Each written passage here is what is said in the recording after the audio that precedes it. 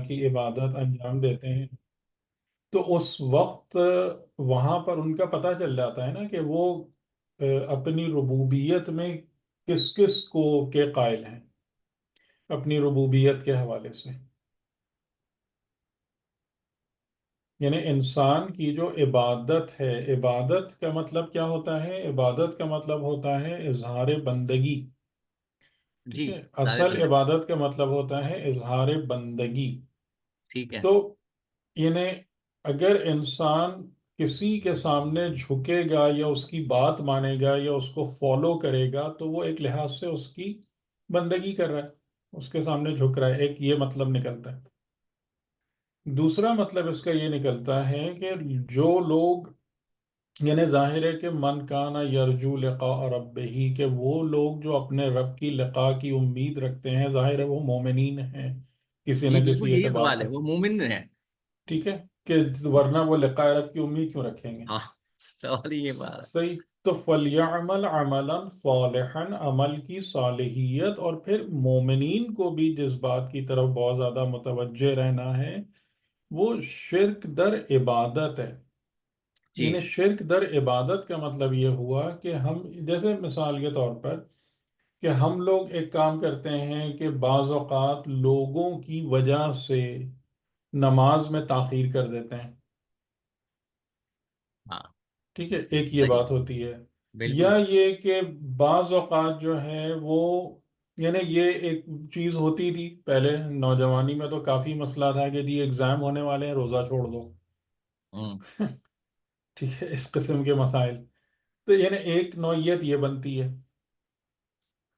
کہ انسان عبادت میں جو احکامات خداوندی ہیں ان کے اندر کمپرومائز کرے کسی کی وجہ سے. ایک یہ چیز بنتی ہے. دوسرا، یعنی تیسرے مرحلے پر وہی بات آتی ہے کہ انسان جب عبادت کرے تو وہ کسی وجہ سے خالص نہ رہے. یعنی کہ جو ہماری نماز ہے وہ ہمارے دنیا کے مسائل اور پریشانیوں کی وجہ سے ہاں خالص کمپرومائز نہ کرتے ہیں. رہیں، اس کے اندر دوسری چیزیں گھس جائیں، دوسرے معاملات شامل ہو جائیں. یعنی جیسے اس میں مثال کے طور پر مرزا علی قاضی کے بارے میں علامہ طباطبائی نے جو لکھا ہے، خود اپنا ایکسپیرینس، کہ میں ایک دفعہ ان کے گھر گیا تو میں نے دیکھا کہ بڑی بری حالت ہے. مطلب وہ بھی بیمار ہیں، گھر میں کئی افراد بیمار ہیں، کھانے پینے کو بھی نہیں ہے. یعنی بہت ہی عجیب حال ہوا ہے پورے گھر کا. تو کہنے لگے مجھے بہت تکلیف سی بھی، افسوس سا ہوا. تو انہوں نے خود کہا کہ پریشان مت ہو، بس نماز کا وقت آنے دو. اور پھر تھوڑی دیر بعد جب وقت نماز ظہر آ گیا تو وہ کہنے لگے کہ میں نے ان کو دیکھا کہ جیسے کچھ ہے ہی نہیں، کوئی مسئلہ ہی نہیں ہے. کہ وہ ایک حشاش بشاش خوش و خرم انسان کے طریقے سے، کہ بس وہ نماز، اور یعنی کہ جیسے نماز اور عبادت جو ہے نا کہ وہ ہر پریشانی سے، ہر تکلیف سے بالا تر ہے، اور وہ ایک خوشی اور خوشحالی کا موقع ہے کہ جیسے ایز اف نتھنگ، کوئی مسئلہ ہی نہیں ہے زندگی میں. تو یہ چیز ہے کہ جو مومن ہے حقیقتاً، تو وہ جو لقاء رب کی تمنا رکھتا ہے تو اس کے لیے اس کی عبادتیں، یعنی اس وقت شرک آلود ہو جاتی ہیں کہ جب دوسرے لوگوں کی وجہ سے اس میں بندہ آگے پیچھے کرے، یا اس کی پریشانیاں جو ہے نا وہ اس کو ٹیک اوور کر لیں یا اس کی عبادت میں گھس جائیں، اس کو ڈس بیلنس کر دیں. تو یہ والے موارد بنتے ہیں شرک در عبادت کے، کہ یہ نہیں ہونا چاہیے. تو یہ ظاہر ہے کہ یہ نارمل آدمی کی بات ہے بھی نہیں، یہ تھوڑا اوپر کے درجے ہاں کی بات ہے، لازمی ہے تو وہ تو جو تھوڑا سا اوپر کے مطلب. درجے کی بات ہاں ہے. جب لقائے اللہ طرف جا رہا ہے تو اس کا لیول تو ڈفرینٹ ہوگا، لازمی آتا ہے. رائٹ. بس میں تھوڑا سا یہ کنفیوژن ہو جاتا ہے کیونکہ ایک چیز تو بہت جو عموماً شرک کے اندر ہے کہ ربوبیت میں شرک تو بہت ہوتی ہے. وہ سورہ جی جی یوسف کی جو آخری آیت ہے جی 106 جی نمبر، اس جی میں کلیئر کٹ لکھا ہے کہ اکثریت جو ہے وہ اسی میں انوالو ہو جاتی ہے. لیکن جو ہے یہ سمجھ نہیں آ رہی تھی کہ عبادت میں شرک تو پھر الہی کسی کو الہ مان کے شرک بندہ. ہاں یعنی عبادت میں شرک کی بات کی گئی ہے، بندگی میں شرک نہیں. نارمل ہاں انسان بندگی جو میں. ہیں وہ ٹھیک بندگی میں شرک کرتے ہیں، ٹھیک ٹھیک، وہ ایمان میں بندگی میں شرک شرک. کرتے ہیں. ٹھیک ٹھیک ٹھیک، صحیح. کلیئر.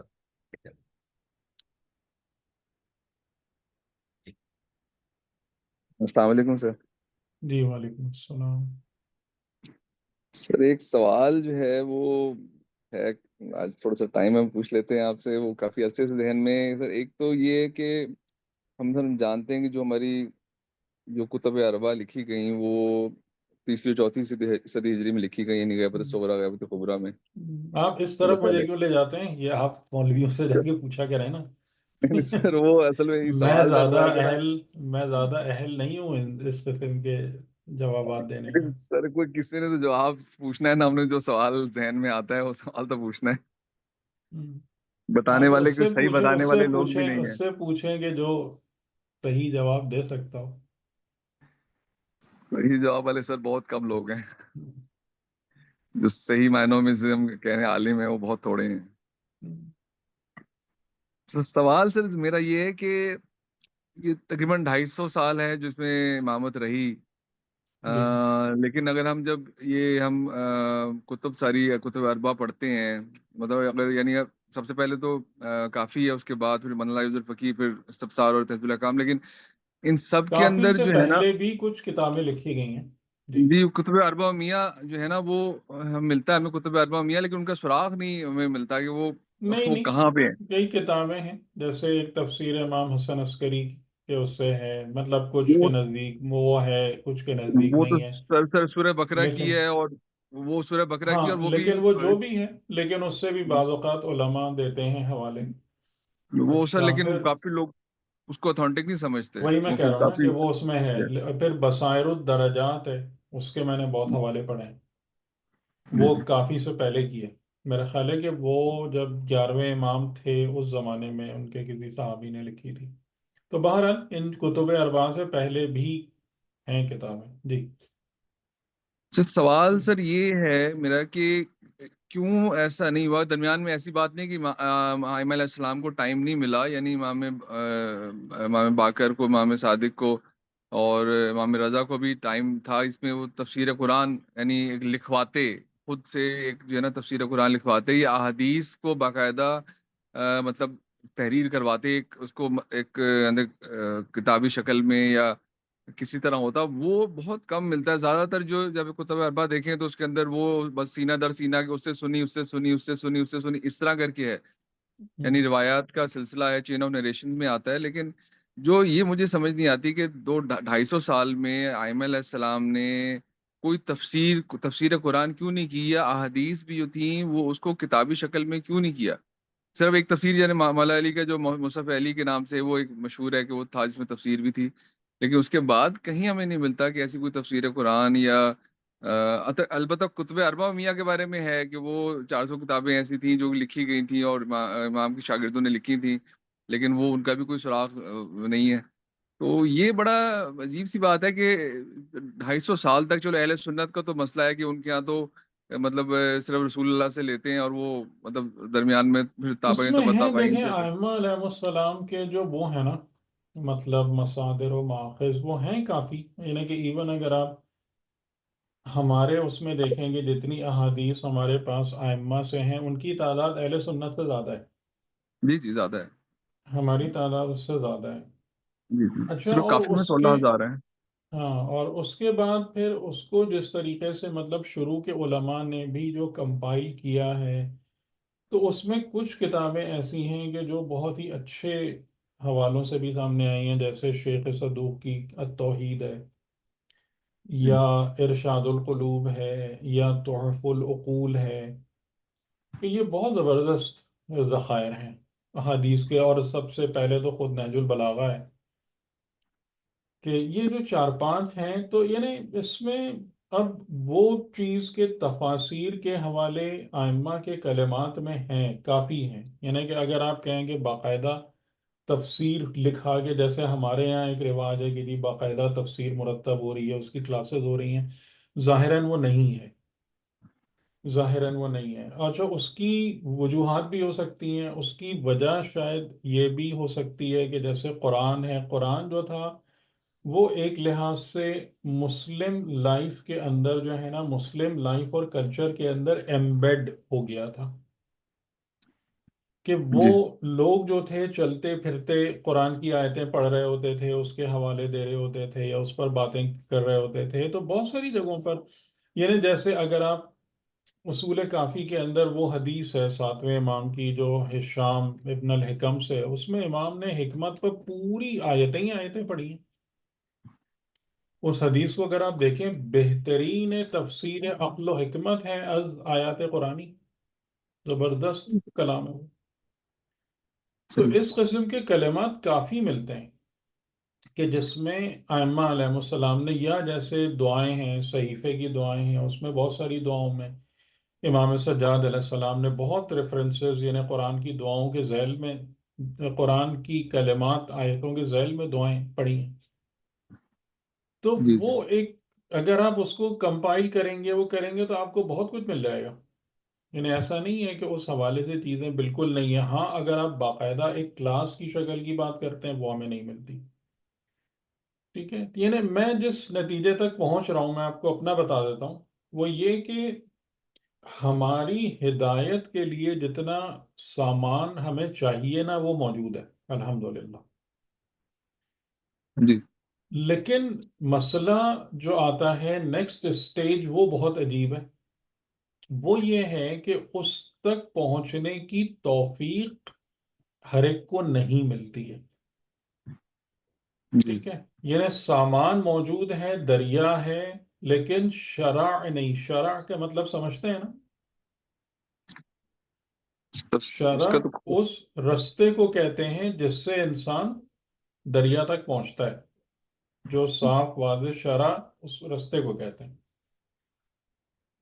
تو اس رستے پر آنا ہر ایک کے لیے ممکن نہیں ہے. جو میں نے نوٹ، یعنی نہیں ممکن ہوتا، کیونکہ ہدایت جو ہے نا، وہ پڑھنے سے، لکھنے سے، تقریریں کرنے سے، بحث کرنے سے نہیں آتی ہے. جی جی ہدایت توفیق خداوندی ہے کہ جس کو نصیب ہوتی ہے، پھر اسی کو قرآن بھی سمجھ میں آتا ہے، اسی کو حدیث بھی سمجھ میں آتی ہے. بلکہ ایک چیز جو میں نے بہت زیادہ نوٹ کی ہے کہ آپ کی رسائی ان ماخذ تک ہو جاتی ہے. آپ کو ہوں، یعنی قدرت خود پہنچا دیتی ہے وہاں تک، کہ ہوں، جن لوگوں سے آپ کو ہدایت ملنا ہے یا جن کتابوں سے آپ کو انفارمیشن پراپر ملنا ہے، آپ کو خود پتہ ہی نہیں ہوتا کہ آپ کیسے ان لوگوں سے مل گئے، یا وہ کتابیں کیسے آپ کے ہاتھ لگ گئیں، یا وہ آپ نے کیوں پڑھ لیا. تو یہ ہدایت کے نظام، مجھے یہ سمجھ میں آتا ہے کہ اس طریقے سے، اور یہ نظام بالکل ان پلیس ہے، اس میں کوئی شک نہیں ہے. لیکن یہ کس کو ملتا ہے اور کس کو کیوں نہیں ملتا، اس کی بنیاد تزکیہ نفس ہے. جی سر بالکل. اس کی صحیح بنیاد طہارت ہے، اس کی بنیاد تزکیہ ہے، اس کی بنیاد جو ہے انسان کی توحید کا معیار ہے. یہ تمام کی تمام چیزیں ہیں جس پر ڈپینڈ کرتے ہوئے لوگوں کو توفیق ملتی ہے یا نہیں ملتی. جی جو میں آپ کو کنکلوڈ کر سکتا ہوں وہ یہ، باقی کس نے کیا کیا، کیا نہیں کیا، کیوں نہیں ہوا، میرے پاس اس کا انفیکٹ کلیئر جواب نہیں ہے. ایک اصل وہ پہلی آپ بات تو یہ کہ میری اس پہ بہت زیادہ تحقیق بھی نہیں ہے. سچی بات ہے کہ میں نے اس پہ کوئی بہت زیادہ ٹائم نہیں لگایا کہ ارلی علماء سے لے کر اب تک کے علماء نے کیا کام کیے. میں نے کچھ کچھ چیزیں پڑھی ہیں، کچھ کچھ باتیں میں جانتا ہوں. اور اس سے یعنی مجھے تو ایک چیز جو لگتی ہے وہ یہی لگتی ہے کہ جیسے بعض حضرات، یعنی خاص طور سے عرفا جس طرف پوائنٹ آؤٹ کرتے ہیں، وہ اسی طرف پوائنٹ آؤٹ کرتے ہیں کہ چیزیں ڈیویٹ ہو گئی ہیں، بہت زیادہ، کافی زیادہ ڈیویٹ ہو گئی ہیں اس مین ٹریک سے، کہ جو ٹریک رسول خدا قائم کر کے گئے تھے، یا جس پر قرآن اور اہل بیت کا جو ٹریک ہے، کہ وہ ہم اس سے جو ہے نا کافی ادھر ادھر ہو گئے. جی اور وہ بات خود سر قرآن کی آیتیں بھی، جی سوری بولیں. جی سر پلیز پلیز بتائیے. نہیں نہیں، میں کہہ رہا تھا کہ قرآن کی آیتیں بھی اس طرف اشارہ کرتی ہیں کہ لوگ جو ہیں وہ اپنے علماء اور احبار کو اپنا رب بنا لیتے ہیں. جی یعنی کہ یہ جیسے بنی اسرائیل کے حوالے سے بہت ساری آیتیں ہیں کہ ان کے اکابرین نے، ان کے علماء نے جو جو حرکتیں جی کی، جی جی تقریباً وہی ساری حرکتیں ادھر بھی ہیں. جی. یہی سر اصل میں کنفیوژن تو اصل میں، اگر ہم ٹھیک ہے، آپ کی یہ بات تو میں بالکل اتفاق ہے کہ اس میں کہ جو عالم ہونا کوئی ضروری نہیں ہے کہ اس میں آپ کی نجات بھی ہے، وہ تو تزکیہ نفس کے بغیر ممکن نہیں ہے، تو اصل راستہ تو وہی ہے. لیکن سر اگر آپ دیکھیں نا، ان کتابوں کی وجہ سے ہی ہم گمراہ بھی ہو رہے ہیں، کیونکہ اس کے اندر غلو اتنا زیادہ ہے. مطلب اس قسم کی روایتیں، جیسے کافی کے بارے میں کہ اس میں 9,000 روایات ضعیف ہیں 16,000 میں سے. ہوں ہوں ابھی اس قسم کی باتوں میں اگر آپ، اور اتنے سارے مکتب بننے کی وجہ یہ ہے کہ امام ایسی کتابیں نہیں، جیسے اب شیخ صدوق کے نام سے ایک کتاب ہے، ایسے کتاب امام صادق کے نام سے کیوں امام صادق نے خود تحریر کروائی ہو، امام باقر نے خود تحریر کروائی اس ہو کہ کی یہ پورا ظاہراً وجہ تو وہی تھی نا. اس کی ظاہراً وجہ جو بیان کی جاتی ہے وہ حکومت کا دباؤ اور جبر تھا. کہ یعنی امام کے پاس جو مسئلہ تھا، جو سب سے بڑا ائمہ کے سامنے مسئلہ رہا ہے، وہ یہ کہ چیزوں کو کس طریقے سے پریزرو کیا جائے کہ وہ آگے والی نسلوں تک پہنچ بھی جائیں، اور یعنی کہ جو لوگ تاک لگا کے بیٹھے ہوئے ہیں اس کے خلاف ان سے بچ بھی جائیں. ظاہراً تو یہ وجہ نظر آتی ہے. اچھا دیکھیں، میں اس کو ایک بات آپ کو اور بھی عرض کروں. یہ میرا نقطہ نظر ہے، یہ میں نے کہیں سے پڑھا نہیں ہے. یعنی کہ یہ میں کچھ غور کر کے میں اس جگہ تک پہنچا ہوں. آپ اس سے اختلاف کریں، اتفاق کریں، آپ کی مرضی. کہ رسول اللہ کے بعد جو، یعنی کہہ لیں ایک امت وجود میں آئی، ملت پیدا ہوئی، اور پھر سارا ایک سلسلہ چلا. مجھے یہ بات سمجھ میں آتی ہے کہ یہ ہم لوگ جو ہے نا ایک دور آزمائش سے گزر رہے ہیں. جیسے مثال کے طور پر کہ اگر ایک بچہ ہے جس کی آپ تربیت کرتے ہیں، تو تربیت کرنے میں آپ کیا طریقہ اختیار کرتے ہیں کہ جی پہلے اس کو صحیح سے اس کو غذا بتا دیتے ہیں، ساری ڈائریکشن دے دیتے ہیں، اس کے ہاتھ میں جو پراپر انفارمیشن ہے وہ پکڑا دیتے ہیں، اس کو صحیح غلط بتا دیتے ہیں. لیکن اس کے بعد جو ہے نا آپ کو اسے آن ہز اون چھوڑنا پڑتا ہے، ورنہ اس کی تربیت نہیں ہو سکتی. یعنی یہ جو ہمارا وہ ہے نا، ہمارا جو ایک نظریہ ہے کہ جی ہر چیز کو جو ہے نا زبردستی خدا اور رسول نے پکڑ کے صحیح کر دینا تھا، یہ بالکل غلط نظریہ ہے ہمارا. یہ یہ ایسی کوئی چیز سمپلی نان ایگزسٹنٹ ہے اس میں. یعنی کہ بس خدا کو ہی کوئی ایسا کام کرنا تھا کہ امام علی جو ہے نا وہ زبردستی خلیفہ بن جاتے، اور ائمہ جو ہے ان کی خلافت قائم ہو جاتی، اور یہ وہ سب. تو یہ نہیں ہے. یہ نظام ہی اس طریقے سے بنایا گیا ہے کہ اس کے اندر گورکھ دھندے، بھول بھلیاں، مشکلات، دشواریاں رکھی گئی ہیں، ڈیلیبریٹلی رکھی گئی ہیں. سمجھ میں آ رہی جی. بات آپ کو؟ مجھے سر بالکل یہ بات لگتی ہے جو جان آپ کہہ رہے بوجھ ہیں. کر رکھی گئی ہیں. جی جی اس بالکل بالکل لیے یہی لگتا تاکہ جب تک، یعنی کہ وہ جو آخری مرحلہ جب آنے والا ہے جس کو ہم ظہور امام سے تعبیر کرتے ہیں، اور جہاں پر یہ چیز، کیونکہ آپ کو شاید اپنے ایک روایت بھی سنی ہو، اور قرآن کی آیتوں میں بھی ہے کہ رسول خدا صلی اللہ علیہ وآلہ وسلم کی بعثت قیامت کی نشانیوں میں سے ایک نشانی ہے خود حضور کا آنا. تو یہ خود حضور کا آنا. ہے. جی سر. ٹھیک. تو یعنی کہ جب قیامت کے اندر جب قیامت آتی ہے نا، یہ آئے گی، تو قیامت کا سب سے پہلا مرحلہ کیا ہے؟ قیامت کا سب سے پہلا مرحلہ سیگریگیشن ہے. قیامت کے اندر جو قیامت کے لیے جو سب سے پہلی چیز واقع ہونا ہے وہ صحیح اور غلط اور کھوٹے کھرے کا الگ ہونا ہے. جی تو اس لیے یہ ایسا ہونا ہی نہیں تھا کہ جو ہم ایکسپیکٹ کر رہے ہیں کہ جناب خدا کی طرف سے ہر چیز صحیح ہو جاتی. وہ صحیح والے معاملات آگے ہیں. تو یہ جتنا بھی آپ دیکھ رہے ہیں نا، گورکھ دھندا، پریشانی، الجھنیں، یہ سب ڈیلیبریٹ ہے. اور اسی اراؤنڈ دس میز، اسی یعنی اس بھول بھلائیوں میں سے مجھے اور آپ کو اپنا رستہ بنانا اور نکالنا ہے، اور ہمیں اس کا طریقہ بتا دیا گیا ہے، اور یہ ہم سب کا ٹیسٹ ہے. میرے ذہن میں جو بات ہے، جو نتیجہ ہے وہ یہ ہے. تو اس لیے میں تو قطعاً کوئی ایسی ایکسپیکٹیشن لے کے نہیں بیٹھا، یا مجھے تو ایسی کوئی شکایت نہیں ہوتی کہ یہ کیوں نہیں ہو گیا، وہ کیوں نہیں ہو گیا، وہ پریشانی کیوں ہو گئی. ہاں، اگر جب مجھے ایک پورا رستہ ٹریک نظر آنا شروع ہو گیا، میں نے کہا الحمدللہ، صحیح بات واضح ہو گئی کہ یعنی ایسا نہیں ہے کہ ہم سے چیزیں چھپا کے رکھ دی گئی ہوں یا ہمیں گمراہی میں چھوڑ دیا گیا ہو، لیکن ڈیفینیٹلی وی آر ٹیسٹڈ.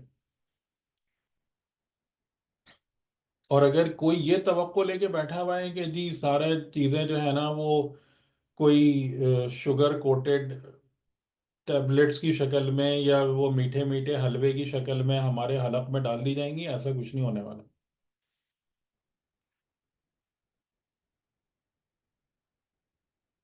سر ایسے ہی لگتا ہے، بالکل ایسے ہی لگتا ہے کہ خود جان بوجھ کے اس طرح کا اللہ تعالیٰ ہوں نے کریٹ کیا ہے کہ بالکل بالکل بالکل. تلاش کرو خود نہ. اور شاید اس تاکہ میں تاکہ کیونکہ آپ جیسے بچہ ہے نا، آپ دیکھیں گے جیسے پہلے ہوتا بھی یہ تھا کہ جب بچہ جیسے ہی تھوڑا بڑا ہوتا تھا تو جو پیرنٹس ہوتے تھے نا اس کو کہتے تھے بھائی اس کو دنیا میں ڈالو، یہ جتنا زیادہ ہمارے پروں کے نیچے رہے گا یا جتنا زیادہ گھر کے محفوظ ماحول میں رہے گا نا، یہ خراب ہو جائے گا. تو جی اس میں ایک بات اور بھی سمجھ آتی ہے شاید، اس وجہ سے نا اگر سب چیزیں کھول کے بیان کر دی جاتی ہیں تو شاید حساب بہت زیادہ سخت ہو جاتا.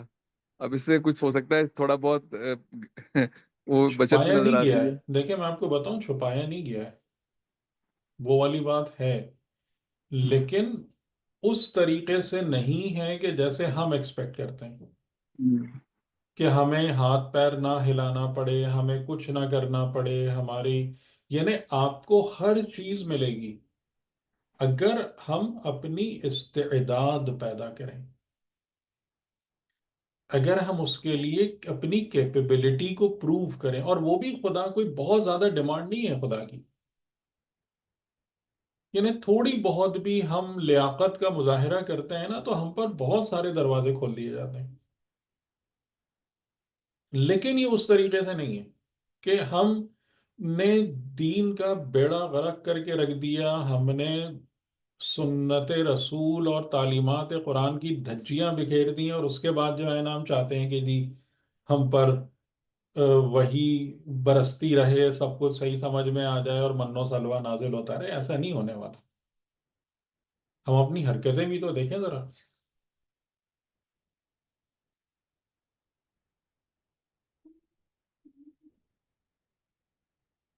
بہت شکریہ سر. یہ ذرا جی تھوڑا سا جی سوال تھا ڈفرینٹ تھا، لیکن یہ سوال کا جواب ہم، ملتا نہیں صحیح کہیں سے. جی جی. سب تو مطلب مجھے تو یہی سمجھ میں آتا ہے کہ وہ چیزیں جو ہیں تمام چیزیں ان پلیس ہیں. اور پھر سب سے بڑی بات یہ ہے کہ جب خدا فرما رہا ہے کہ ہم ہدایت کرنے والے ہیں، ان علینا للہدا، کہ ہمارے اوپر ہے ہدایت کرنا، ہدایت دینا، تو پھر تو بات ہی ختم ہو گئی نا. پھر تو کتب اربع لکھی جائیں نہیں لکھی جائیں، عالم ہو نہیں ہو، پھر آپ کو کس بات کا غم ہے؟ پھر تو ان علینا للہدا کے بعد کس بات کا غم ہے؟ والذین جاہدوا فینا لنہدینہم سبلنا. ہمارے رستے میں کوشش کرو، ہم پر لازم ہے کہ ہم تمہیں سبل کی ہدایت کریں گے. تو پریشانی کس بات کی ہے پھر؟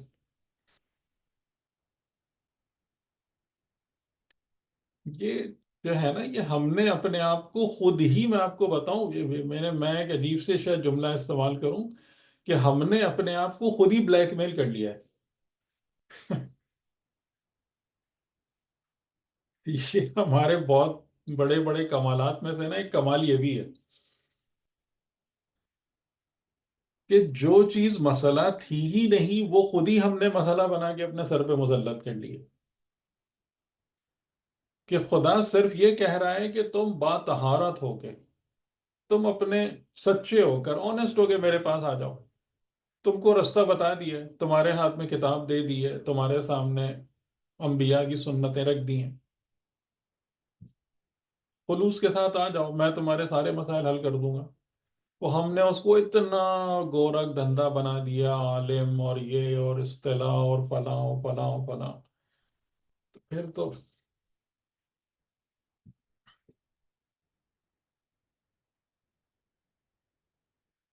میں ایک بات جو ہے نا بہت معذرت چاہتے ہوئے آپ لوگوں سے کہوں، آپ لوگ مجھے سب لوگ بتائیں، کیا آپ اس بات کے لیے تیار ہیں، ہو سکتے ہیں کہ جتنی رسوم و رواج آپ دین کے نام پر اختیار کرتے ہیں ان سب کو چھوڑ دیں؟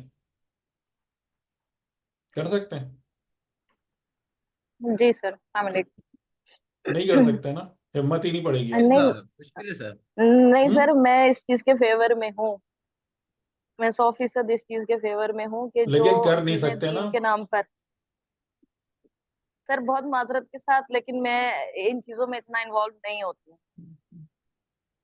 تو تھوڑا سا اتنا ڈیئر کر سکتی ہوں، آئی تھنک، تو یقین ہے مجھے اس بات یعنی پہ۔ اس میں جتنی چیزوں میں ہم لگے رہتے ہیں، جتنی چیزوں میں ہم لگے رہتے ہیں، تو وہ ہم خود ہی نہیں باہر آ پاتے، تو ہمیں صحیح بات کا صحیح رستہ کہاں سے ملے گا؟ یعنی جیسے رسول خدا کے جو بزرگ اصحاب تھے، سلمان اور ابو ذر وغیرہ، ہمیں پتہ ہے وہ کیا کرتے تھے اپنی لائف میں، کیا کس طریقے سے گزارتے تھے؟ چلیں ائمہ معصومین کے بارے میں تو ہم کہتے ہیں نا کہ وہ بہت سپرلیٹو ہیں، وہ کیا کرتے تھے؟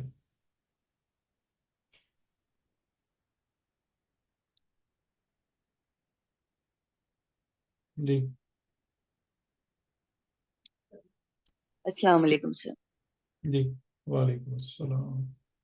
سر میں اپنی ہی بات کر رہی ہوں، ہم نے ان لوگوں کے بارے میں نا صرف مجالس میں ہی سنا ہے، وہی 2-3 چیزیں وہی ریپیٹ ہو رہی ہے۔ اب جناب سلمان فارسی کی اگر بات کرتے ہیں تو وہ تو اسلام کو سمجھ کے اسلام میں داخل ہوئے ہیں، جی ہم تو پیدا ہی ایک مسلمان گھر میں ہوئے، پیدا ہی ایک شیعہ گھر میں ہوئے، ہمیں تو پلیٹ میں سج کے مل گیا۔ جی اور جہاں تک جو بات ابھی آپ نے بیان فرمائی ہے، حقیقتاً اس کے لیے بہت ہمت کی ضرورت ہے، اس کے لیے ہمیں اپنے آپ کو پہلے دیکھنا پڑتا ہے، کیا ہم خود وہ کر رہے ہیں؟ دوسرے کو کہنا بعض دفعہ بہت جی آسان جی ہو جاتا ہے، جی۔ لیکن کیا ہم خود اس عمل میں سے نکل گئے ہیں یا نہیں، یہ ہاں، اور سوچنا دیکھیں ہمارے لیے عمل میں بہت ضروری نکلنا، اب یہاں جو ہے نا میں ایک بات آپ کو اور بتاؤں جو بہت امپورٹنٹ ہے، جو ہے۔ جی بہت سر، امپورٹنٹ ہے، وہ یہ کہ دیکھیں اگر ہم کسی بھی چیز کو ناپسندیدہ قرار دیتے ہیں یا کسی چیز کو چھوڑنے کی بات کرتے ہیں، تو وہاں پر لازمی شرط یہ ہے کہ یہ کسی کی ضد میں یا کسی کو نیچا دکھانے کے لیے نہیں ہو، 100% حق کی خاطر ہو۔ ٹھیک ہے، بالکل یہ صحیح، دوسرا قدم ہے جہاں پر ٹھوکر لگتی ہے۔ بالکل صحیح، ٹھیک ہے، کہ یعنی کہ میں ایک چیز کے جناب میں یہ عقل مند ہوں اور میں آپ کو احمق قرار دے رہا ہوں یہ سب نہیں۔ اگر یہ اور زیادہ تر پرابلم یہ ہوتی ہے کہ میں اگر ایک چیز کو چھوڑ رہا ہوں نا، ہاں مجھے نہیں پسند آپ کے سارے کام، یہ یہاں پر منو تو کی بات ہی نہیں ہے۔ یہ ایک بالکل اور صحیح، بہت بہت امپورٹنٹ پوائنٹ ہے کہ جو بہت کچھ بڑا بھی آپ قبول کریں حق کی خاطر قبول کریں، اور جس کو بھی رد کریں وہ حق کی خاطر رد کریں، اور اس میں ہماری رہنمائی قرآن اور سنت کرتے ہیں۔ بے شک، ٹھیک اگر ہے، میں یعنی کہ اس چاہوں میں تو کروں گی، ادروائز نہیں ہوتا۔ یہی ہوتا ہے کہ جی ہم ایک دوسرے کو نیچا دکھانے کے لیے کرتے ہیں، جی حق کی خاطر کریں گے تو اللہ تعالیٰ خود ہی راستے کھول دیتا ہے، جی، خود ہی۔ اور یہ وہ بھی جو، بہت بہت اہم بات ہے۔ جی بالکل، اور یہ اگر ہم نیچا دکھانے کے لیے کرتے ہیں جب، تو وہ چیز ایک وقت میں سامنے آ جاتی ہے، جی تو خدا رب العزت کرم کر ہی دیتا۔ تو یہ یعنی جیسے ہمارے پاس حضرت ابو ذر کے جو واقعات آتے ہیں کہ ابو ذر کا ایک یہ دو صفات میں 2-3 چیزیں جو تھی نا، ایک صفت ان کی تھی ہر وقت علم اور حکمت کی جستجو، یہ ایک ابو ذر کی بہت خاص کوالٹی تھی کہ وہ ہر وقت اس موقع کی تلاش میں رہتے تھے کہ رسول خدا ان کو کب تنہائی میں ملتے ہیں، تو کبھی راتوں کو، کیونکہ مکی زندگی میں تو رسول کے پاس آتے ہی کوئی نہیں تھا، تو وہاں پر اگر ان کو رسول خدا کبھی الگ ملے یا مدنی زندگی میں بھی کبھی مسجد نبوی میں آپ تنہا ملے، تو ہر وقت یا رسول اللہ مجھے بتائیں، مجھے علم سکھائیں، مجھے حکمت دیں. اور اس میں ایک کتاب تک بن گئی وصایا ابو ذر کے نام سے، کہ جو حضرت ابو ذر کو کی گئی رسول خدا کی نصیحتیں. ایک یہ ان کی کوالٹی تھی. دوسری ان کی کوالٹی یہ تھی کہ ابو ذر کے دن کا زیادہ تر وقت، کیونکہ وہ آپ کو پتہ ہی ہے کہ بادیہ نشین تھے، صحراؤں میں رہنے والے تھے، وہ صحرا میں بیٹھ کر اور فضا میں بس غور و فکر کرتے رہتے تھے. کہ جو بھی مطلب جیسے آپ اگر آج ہم کہہ لیں تو it is some thing like meditation اور یونیورس اور اس قسم کے، یعنی آثار آفاقی اور آثار قدرت میں. اب ان کو صحرا میں کیا کیا نظر آتا ہوگا اب ہمیں تو نہیں پتا، کہ لیکن آثار قدرت میں غور و فکر کرنا، اس میں ابو ذر کے دن کا بڑا حصہ گزرتا تھا ان حکمتوں کو پانے میں. پھر ابو ذر کی جو تیسری چیز تھی وہ تھی، یعنی وہ تو ہے ہی کہ باقاعدہ عشق رسول اللہ، یعنی بالکل عشق والی بات. کہ جو مشہور واقعہ آپ لوگوں نے سنا ہی ہوگا، کہ آئی تھنک غزوہ تبوک کا جو واقعہ ہے، سنا ہے؟ نہیں سر، ایک دفعہ بیان فرما دیں. کسی کے آپ میں سے کسی نے سنا ہے؟ نہیں سر، میں سنا نہیں. جی، تو اس میں یہ تھا کہ جب وہ دور تھا کافی مدینہ سے، جب مسلمانوں کا لشکر چلا ہے، تو اس میں گرمی بہت تھی، بہت پرابلم ہو رہی تھی سفر طے کرنے میں. اور ابو ذر کا اونٹ جو تھا وہ کوئی اتنا اچھی حالت میں نہیں تھا، تو وہ رفتہ رفتہ کر کے نا وہ بیچارہ سمجھے بیٹھ ہی گیا. اور لوگوں نے کہا کہ ابو ذر تو رہ گئے، ساتھ چھوڑ گئے. اس طریقے سے پھر اس کے بعد مطلب وہ پھر ابو ذر پیچھے رہ گئے، اکیلے رہ گئے، تو اونٹ بیچارہ چلنے کے بھی قابل نہیں رہا یا مر گیا. تو انہوں نے اپنا سامان پیٹھ پر لادا اور وہ چلتے رہے، پیدل چلنا شروع ہو گئے. اور ایک جگہ تک وہ پہنچے تو انہوں نے دیکھا کہ وہاں پر کوئی تازہ بارش ہوئی ہے اور پانی موجود ہے، مطلب ٹھنڈا اور میٹھا. تو انہوں نے اس سے اپنا وہ بھر لیا، جو مشکیزہ تھا ان کے پاس وہ بھر لیا، پھر چلنا شروع ہو گئے. تو مسلمانوں کا لشکر ایک جگہ رکا ہوا تھا، تو کسی نے کہا پہلے دور سے کہ دیکھو وہ کیا آ رہا ہے سامنے، کوئی دشمن ہے کیا ہے. تو رسول خدا نے فرمایا کہ شاید کہ ابو ذر ہو. جب وہ قریب آئے تو لوگوں نے دیکھا کہ ہاں واقعاً ابو ذر ہیں، انہوں نے اپنا سامان پیٹھ پر لادا ہوا ہے اور پیاس کے مارے ان کی زبان باہر ہے، مرنے کے قریب ہے. لوگوں نے ان کو کیا فوراً پانی وانی پلایا اور وہ سب کیا. تو ان سے پوچھا حال احوال، کہ پانی نہیں؟ انہوں نے کہ پانی تو ہے میرے پاس، یہ بڑا اچھا ٹھنڈا میٹھا پانی ہے. انہوں نے کہا تھا تم اتنے پیسے کیوں ہو پھر، تمہارے اپنے پیٹھ پر پانی ہے تمہارے پاس. میں نے کہا کہ یہ بہت اچھا پانی مجھے ملا تھا، بہت شیریں اور خوشگوار. تو میں نے یہ نیت کی کہ سب سے پہلے اس میں سے رسول اللہ چکھیں گے، پھر میں پیوں گا. صحیح، مطلب اٹ ٹیک سم تھنگ. یہ کہنا آسان ہے لیکن پریکٹیکلی آسان نہیں. درست. بالکل سر، جبھی یہ ہستیاں صحیح اتنی صحیح آگے صحیح. بڑھتی ہیں. اور چوتھی چیز جو تھی ان کا وہ تھا کہ مطلب ابو ذر کی سچائی، ہر حال میں سچ بولنا. اور اسی وجہ سے ان کی جان بھی گئی، اسی وجہ سے وہ لوگوں کی نظروں میں برے بھی بنے، جلاوطن بھی ہوئے کئی بار، اور ماریں بھی کھائیں اور سب کیا. یہ تھی ان کی سیرت ان لوگوں کی. ٹھیک ہے، تو یہاں سے ہمیں سمجھ میں آ جاتا ہے کہ جو چیزیں ہیں کہ جو ورت کرتی ہیں، یعنی کہ جو جن کو باقاعدہ کہا گیا کہ یہ بڑے لوگ ہیں اور ان کا مقام بلند ہے خدا کی بارگاہ میں، اور ان کی ایک حیثیت ہے، یعنی یہ ذی جاہ ہیں، ذو الوقار ہیں خدا کی بارگاہ میں. تو یہ کیریکٹر ہے ان کا، کہ اس میں آپ کو وہ کوئی چیز بھی تقریباً نہیں ملتی ہے کہ جس قسم کے کام جو ہے نا وہ ہم لوگ کر رہے ہوتے ہیں دین کے نام پر.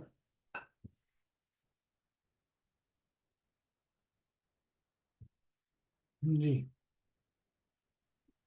سر شیخ کے حوالے سے شہزاد بھائی کچھ بات کر رہے تھے، تھوڑا سا اس کا مجھے بھی پوچھنا تھا کہ سورہ یوسف में जहाँ तक याद पड़ हम्म। रहा है कि आयत है कि ईमान लाते हैं वो सब हालांकि वो जी, मुशरिक इसका तो हैं, हमने कई शिरक दफ़ा भी जिक्र करते किया ना, इस आयत का तो हमने कई दफ़ा जिक्र किया, हैं। जी जी जी। और तो शहजान सर भाई अब को इस तो अब हवाले हिफ्ज़ भी हो गई। जी जी।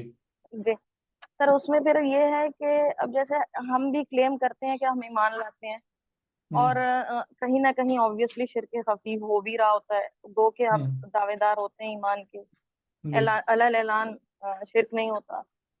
तो दूसरी एक हदीस फिर रसूल खुदा वसल्लम की जहन में ये भी आती है कि रात की तारीकी है, स्याह पत्थर है, और वो शिरक जो है रियाकारी वो। पर है, वो रियाकारी है। जी जी जी। जी।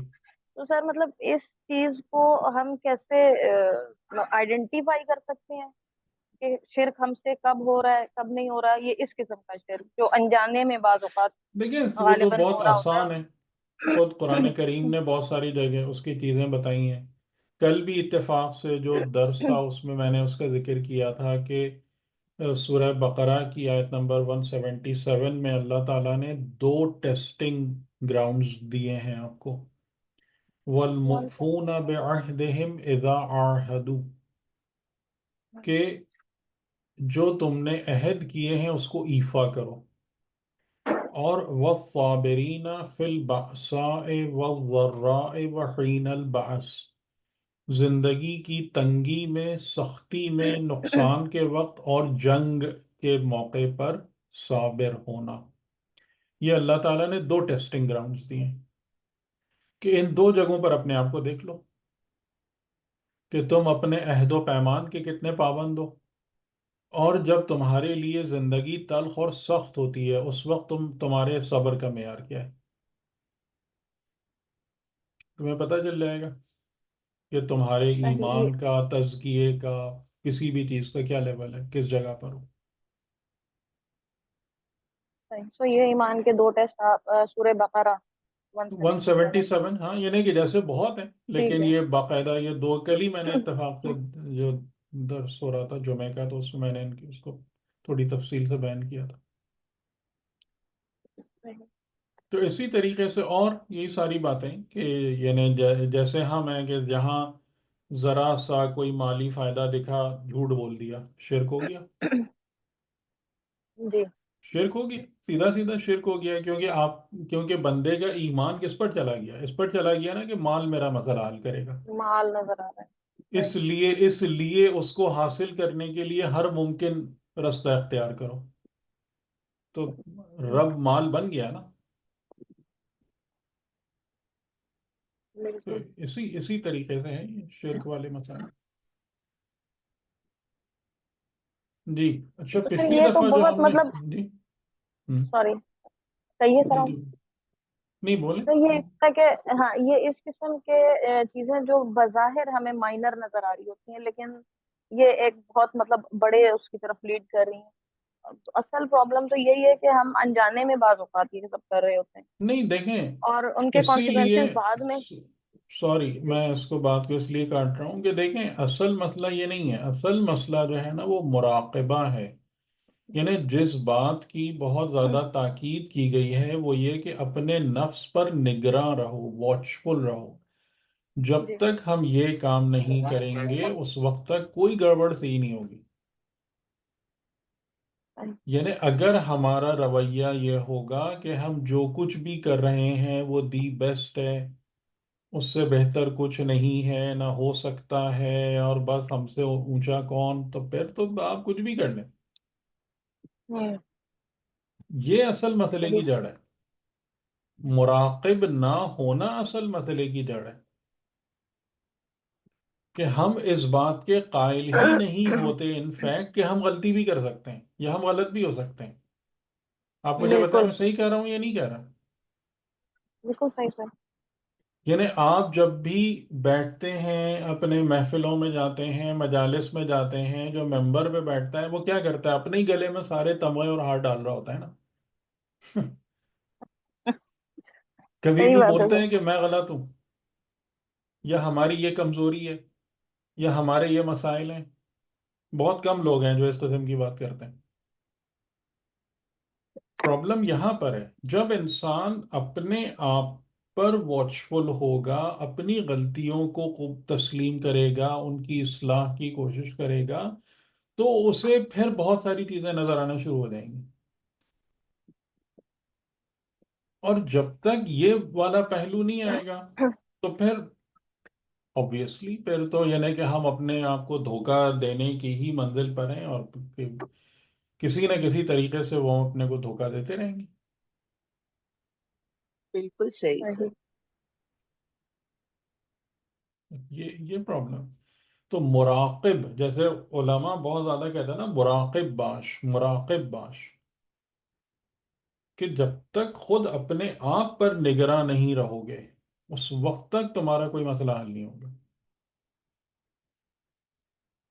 یعنی آپ اس کی لمٹ دیکھیں گے، حضرت یوسف جیسا انسان، یعنی وہ پیغمبر جس کو خدا کہہ رہا ہے انہو من عبادنا المخلصین، خدا ان کو مخلصین کا سرٹیفکیٹ دے رہا ہے، اور وہ اپنے بارے میں کیا کہہ رہے ہیں؟ وما ابرئ نفسی ان النفس لامارۃ بالسوء الا ما رحم ربی. وہ اپنے بارے میں یہ فرما رہے ہیں کہ میں اپنے نفس کو بری نہیں قرار دیتا، یعنی میں اپنے نفس کے بارے میں اس بات کا قائل نہیں ہوں کہ یہ خطا سے بری ہے، کیونکہ نفس کو جہاں تم نے جب یعنی رحمت خدا کے بغیر نفس چھوٹ گیا تو ان النفس لامارۃ بالسوء الا ما رحم ربی، جب یہ رحمت رب کے سائے میں ہے تو سیدھا چلتا ہے، اور جہاں اس سے باہر نکلا تو ان النفس لامارۃ بالسوء. تو ہم اور آپ کس برتے پر یہ سارے شیخیاں بگاڑتے پھرتے ہیں؟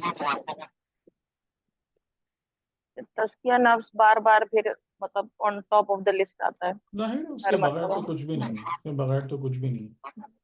مطلب میں آپ لوگوں کی مثال دوں آپ کے اس کے کہ بھئی جب تک آپ نے اپنی پتیلی کو دھویا ہی نہیں ہے، آپ نے جس چیز کو پکانا ہے اس کو پاک نہیں کیا ہے، گوشت کو یا اس کو صاف نہیں کیا ہے، تو کھانا کیا پکے گا پھر؟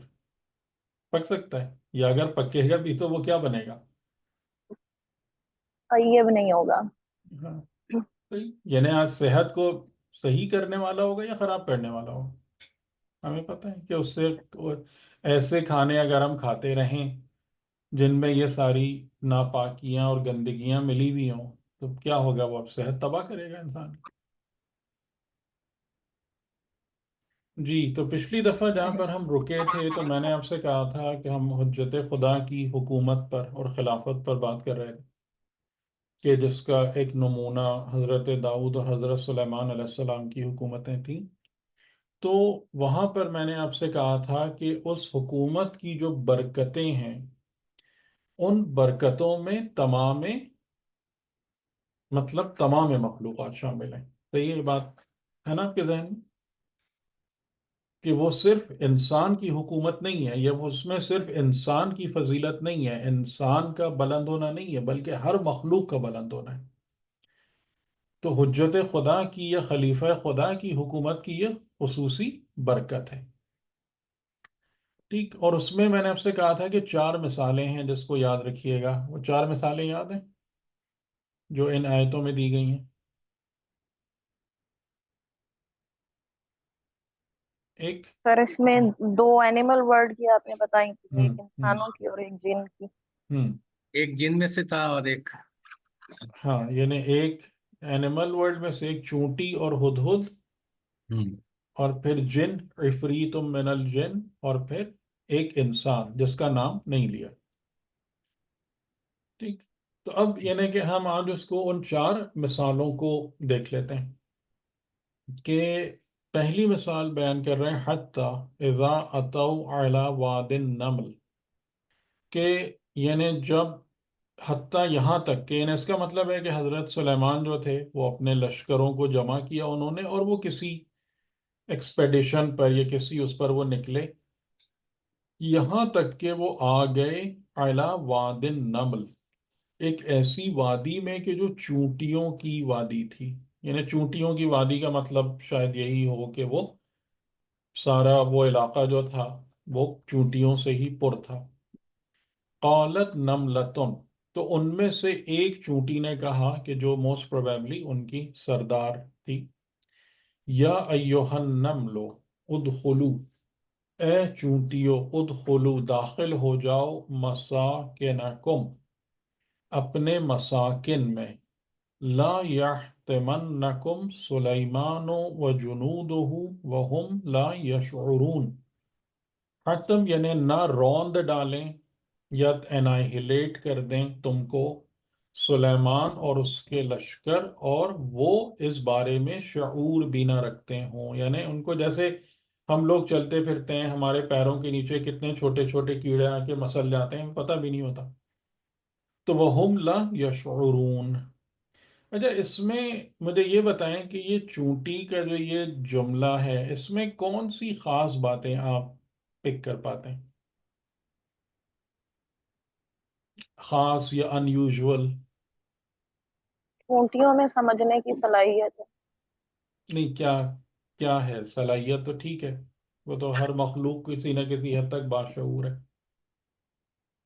مطلب وہ انسانوں کے بارے میں جان رہی ہے، انسانوں کی نیچر کے بارے میں غالباً، یا یوں کہہ سکتے ہیں کہ حضرت سلیمان کی شخصیت کا معلوم ہے اس کو، چونٹی کو. ہم، ہم، ٹھیک ٹھیک، اور کوئی بات؟ اس کو اس بات کا شعور ہے کہ جو انسان کا لشکر آ رہا ہے وہ دیکھیں گے بھی نہیں، اور بغیر دیکھے ان کو ہم نظر بھی نہیں آئیں گے، ہم۔ اور وہ ہمیں ڈھونڈتے ہوئے چلے جائیں گے۔ اچھا دیکھیں، یہاں پر جو ایک دو امیوزنگ باتیں ہیں، ٹھیک ہے، میں آپ کی باتوں سے اختلاف نہیں کر رہا، ایک دو امیوزنگ باتیں کہ جو بعض اوقات آپ نے سنا ہوگا کہ اگر کوئی کہے کہ دس از مائی ہاؤس اور کوئی کہے دس از مائی ہوم، ان دونوں لفظوں میں فرق ہے؟ جی کیا فرق ہے؟ بالکل سر. ہاؤس کو ہم ایک فزیکل کنسٹرکشن کہہ سکتے ہیں، اور ہوم جو ہے وہ مطلب اس فزیکل کنسٹرکشن سمیت اپنے اندر کے جو رہائشی لوگ ہیں ان کی آپس کی بانڈنگ اور ان سب سے مل کر بنتا ہے، تعلقات کی بنیاد پر جی بتائیں، کوئی کیا فرق ہے اچھے ہاؤس تعلق. اور ہوم میں؟ ہوم جو ہے سر وہ تو فزیکل ہے کنسٹرکشن، اور سوری ہاؤس، اور جی ہوم جو ہے وہ مکین اس کے اندر جو ٹھہرے ہیں، وہ جو اس کے فیملی ہے وہ ہے۔ ہاں، تو اصل اگر اسی کو عربی میں ٹرانسلیٹ کرنا چاہیں تو کیا ہوگا؟ ایک کو بیت کہیں گے، اور جی، مسکن ٹھکانہ ہوگا، ہاؤس. مسکن، ہاں، ہاں مسکن ٹھکانہ نہیں ہوگا، مسکن ٹھکانہ نہیں نہیں، سر ہاؤس کہہ لیں، جسے ہم ہاؤس کہہ رہے ہیں. نہیں نہیں، ہاؤس بیت ہوگا۔ بیت ہوگا، مسکن اچھا، جو ہے وہ پھر مسکن ہوم ہو جائے گا. ہوم ہو جائے گا۔ ٹھیک ٹھیک، تو اب اگر کوئی مخلوق اپنے گھر کو مسکن کہے یا مسکن کے حوالے سے پہچانے، وہ ایک ہائر لیول آف انٹیلیجنس ہے یا نہیں ہے؟ ہاں ہے، ٹھیک ہے، نہیں. شعور ہے۔ بات سمجھ میں آ رہی؟ یعنی آپ اگر اپنے گھر کو ہاؤس کی نظر سے دیکھیں، اپنے گھر کو ہوم کی نظر سے دیکھیں، خود آپ ایلیویٹڈ ہیں ایک لحاظ سے، یعنی کہ یہ میرا گھر وہ ہے کہ جہاں پر میری سکونت ہے، جہاں پر میرا سکون ہے، جہاں پر میری فیملی ہے، ٹھیک ہے؟ ہوم اس کو کہتے ہیں، صرف در و دیوار کو نہیں کہتے۔ ہوم جہاں آ کر آپ کو سکون ملتا ہے، جہاں پر آ کر آپ کو پناہ ملتی ہے، جہاں پر آپ اپنی فیملی کے ساتھ یونائٹڈ ہوتے ہیں، ٹھیک ہے؟ درست؟ تو جی یہ جو میں آپ سے کہہ رہا تھا نا کہ جو حجت خدا کی وہ ہے، مطلب اس کے زیر تحت زندگی گزارنا ہے، تو اس میں سب سے پہلا جو بینیفٹ ہوتا ہے وہ کیا ہوتا ہے؟ علم و معرفت کی ایلیویشن، وہ شعور و معرفت بلند ہوتی چلی جاتی ہے۔ لا یحتمنکم سلیمان و جنودہ، اور دوسری وہی بات کہ انہوں نے پہچانا کہ یہ کون ہے، ورنہ چونٹیوں کو کہاں پتہ چلتا ہے کہ یہ کون آ رہا ہے لشکر میں، ٹھیک؟ یعنی وہ جانتے تھے ان کو، سلیمان اور ان کے لشکروں کو، لیکن اس کے ساتھ وَهُمْ لَا يَشْعُرُونَ کیا بتا رہے ہیں کہ اسٹل یہ حیوان ہے.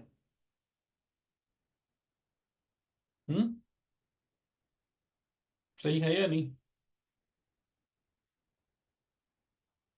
یہ بات سمجھ میں آ رہی؟ نہیں سر، دوبارہ کہیے گا. سر میں نے تھوڑا کہا کہ ایکسپلین کر آخری دیجیے گا. جو جملہ ہے کہ وہ کہہ رہے ہیں کہ سلیمان اور اس کا لشکر تم کو پیس ڈالیں گے، کچل دیں گے، اس حالت میں کہ وہ شعور نہیں رکھتے ہوں گے. ہاں شون تو رہتا ہے. یہ آخری جملہ جو ہے یہ بتا رہا ہے کہ بہرحال وہ حیوان ہے، اچھا کیونکہ اگر جو بھی کسی بھی حجت خدا کی صحیح معرفت رکھتا ہے تو وہ اس بات کو اچھے طریقے سے جانتا ہے کہ ان سے کبھی ظلم صادر نہیں ہو سکتا. لیکن یہ معرفت کس کو نصیب ہوتی ہے؟ انسان کو نصیب ہوتی ہے، انسان اس حد تک جاتا ہے. ٹھیک، تو وہ اس کو پہچان رہے ہیں، ان کی سوچ ایلیویٹ ہو رہی ہے، وہ سب چیزیں ہیں. لیکن یہ جملہ بھی اس کے ساتھ موجود ہے کہ وَهُمْ لَا يَشْعُرُونَ. تو یہ جو جملہ تھا نا اس کا کہ وَهُمْ لَا يَشْعُرُونَ، تو اس نے حضرت سلیمان کو کیا کیا؟ ان کے لبوں پر مسکراہٹ بکھیر دی. وَتَبَسَّمَ ضَاحِكًا. اچھا، ضاحکن کا مطلب ہوتا ہے جیسے باقاعدہ ہنسنا، اور تبسم کا مطلب ہوتا ہے مسکراہٹ. آپ نے رسول خدا صلی اللہ علیہ وآلہ وسلم کی سیرت میں یہ پڑھا ہوگا کہ رسول اللہ کبھی ہنسے نہیں ہیں. ٹھیک ہے، آپ نے کبھی زندگی میں قہقہا نہیں مارا، آپ نے کبھی زندگی میں اس قسم کی ہنسی نہیں کی کہ آپ کی بانچیں کھل گئی ہوں یا آپ کے دانت نظر آنا شروع ہو گئے ہوں. یہ اس طریقے سے آپ نے کبھی بھی نہیں، بلکہ آپ کیا کرتے تھے؟ تبسم فرماتے تھے. یعنی آپ خوش ہوتے تھے تو چہرے پر ایک مطلب ایک دمک سی آ جاتی تھی اور ہونٹوں پر مسکراہٹ آ جاتی تھی. ٹھیک، تو تبسم ضاحکن یعنی ہنسنا. تو یعنی کتنا تبسم آیا کہ گویا کہ ہنسی تک پہنچ گیا. اتنا تبسم آیا کہ ضحک یا ہنسی تک پہنچ گیا. من قولہا، اس کے قول سے، کہ انہوں نے، کیونکہ ان کو جو ہے وہ اس بات کا خدا نے علم عطا کیا تھا کہ مختلف حیوانات کی جو ہے وہ زبان، ان کے نطق کو وہ سمجھ سکتے تھے، جان سکتے تھے. تو جیسے ہی اس چونٹی نے یہ صدا بلند کی ان کی سردار نے، تو حضرت سلیمان نے جب اس کو سنا تو اس پر تبسم کیا، اور اس کے بعد کیا کہا؟ وَقَالَ رَبِّ أَوْزِعْنِي أَنْ أَشْكُرَ نِعْمَتَكَ الَّتِي أَنْعَمْتَ عَلَيَّ، کہ اے خدا مجھے ایسا بنا دے یا مجھے ہمیشہ ایسا رکھنا کہ میں شکر کرتا رہوں تیری نعمت کا، التی انعمت علی وعلی والدی، کہ جو تو نے مجھ پر کی اور میرے پیرنٹس پر کی، میرے والدین پر کی. اچھا، اب یہاں پر ایک سوال یہ ہے کہ وہی کس نعمت کی بات کر رہے ہیں کہ جو ان پر کی اور ان کے والدین پر کی؟ سر جو علم دیا ہے اور جو سلطنت دی ہے، علم جو دیا تھا.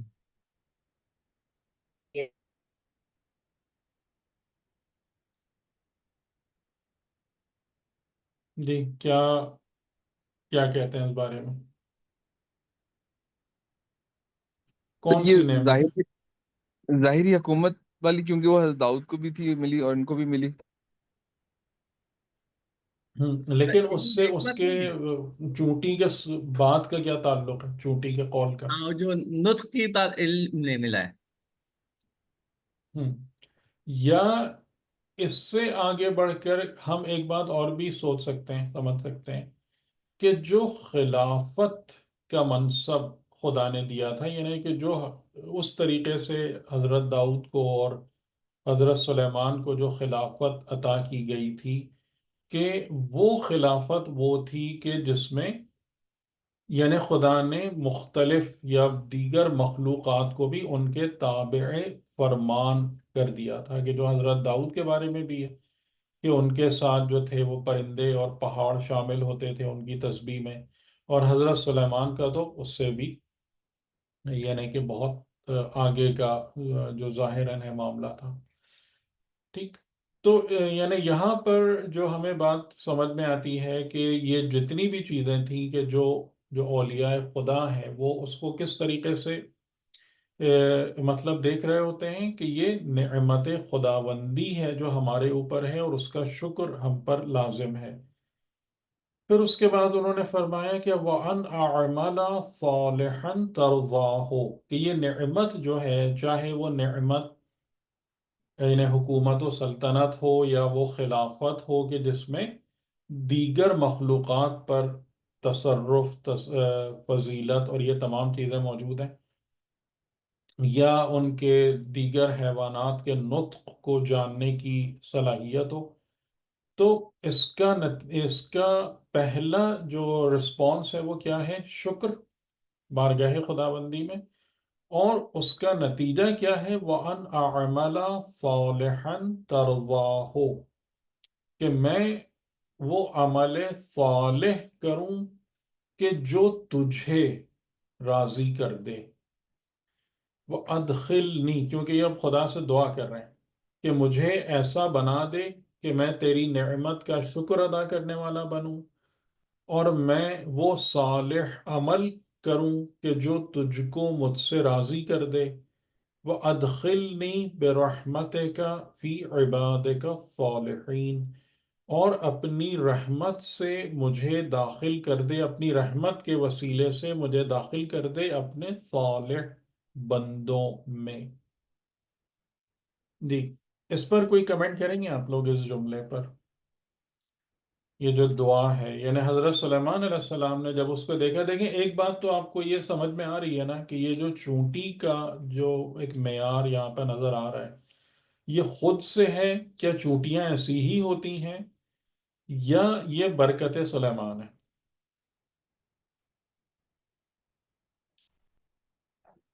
سر یہ حضرت سلیمان کی وجہ سے ہے، کی برکت، ان کی ہم، موجودگی کی برکت کی وجہ سے. ہاں ٹھیک ہے نا. یعنی کہ حیوانات رکھتے ہیں شعور، حیوانات کمیونیکیٹ بھی کرتے ہیں، حیوانات جو ہیں وہ مطلب ان کے اندر بہت ساری چیزیں ہوتی ہیں، لیکن یہ جیسے وہی میں نے آپ کو مثال دیا کہ اپنے گھر کو مسکن قرار دینا، یہ انسان کے لیول کی انٹیلیجنس ہے، ہیومن لیول کی انٹیلیجنس ہے، یہ نارمل.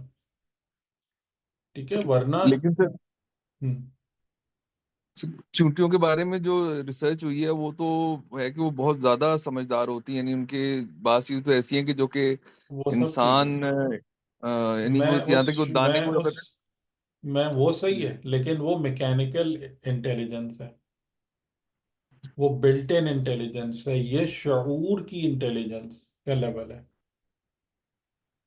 تو یہ یعنی کہ جیسے شہد کی مکھی ہے، شہد کی مکھی ایک سے ایک محیر العقول کام کرتی ہے، جو بعض اوقات ہیومن ٹیکنالوجی بھی نہیں کر پاتی، لیکن وہ جو بھی کام کر رہی ہے کیا اس کا شعور کا وہی لیول ہے کہ جو ایک مثال کے طور پر اسٹرکچرل انجینئر یا ایک تھرمل انجینئر جس فہم کے ساتھ اس کام کو کر رہا ہوتا ہے؟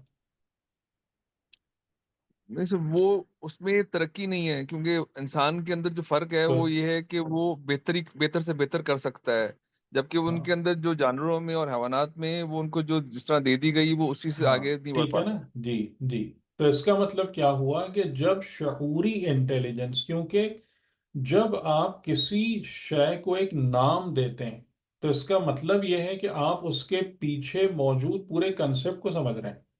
یعنی ہاؤس ورسز ہوم یہ کنسپٹ ہے نا، آپ خود اس بات کو سوچیں، یہ کنسپٹ ہے، یہ کوئی فزیکل چیز تھوڑی ہے کہ دو چیزیں ایک ہی در و دیوار ہے، ایک ہی مکان ہے.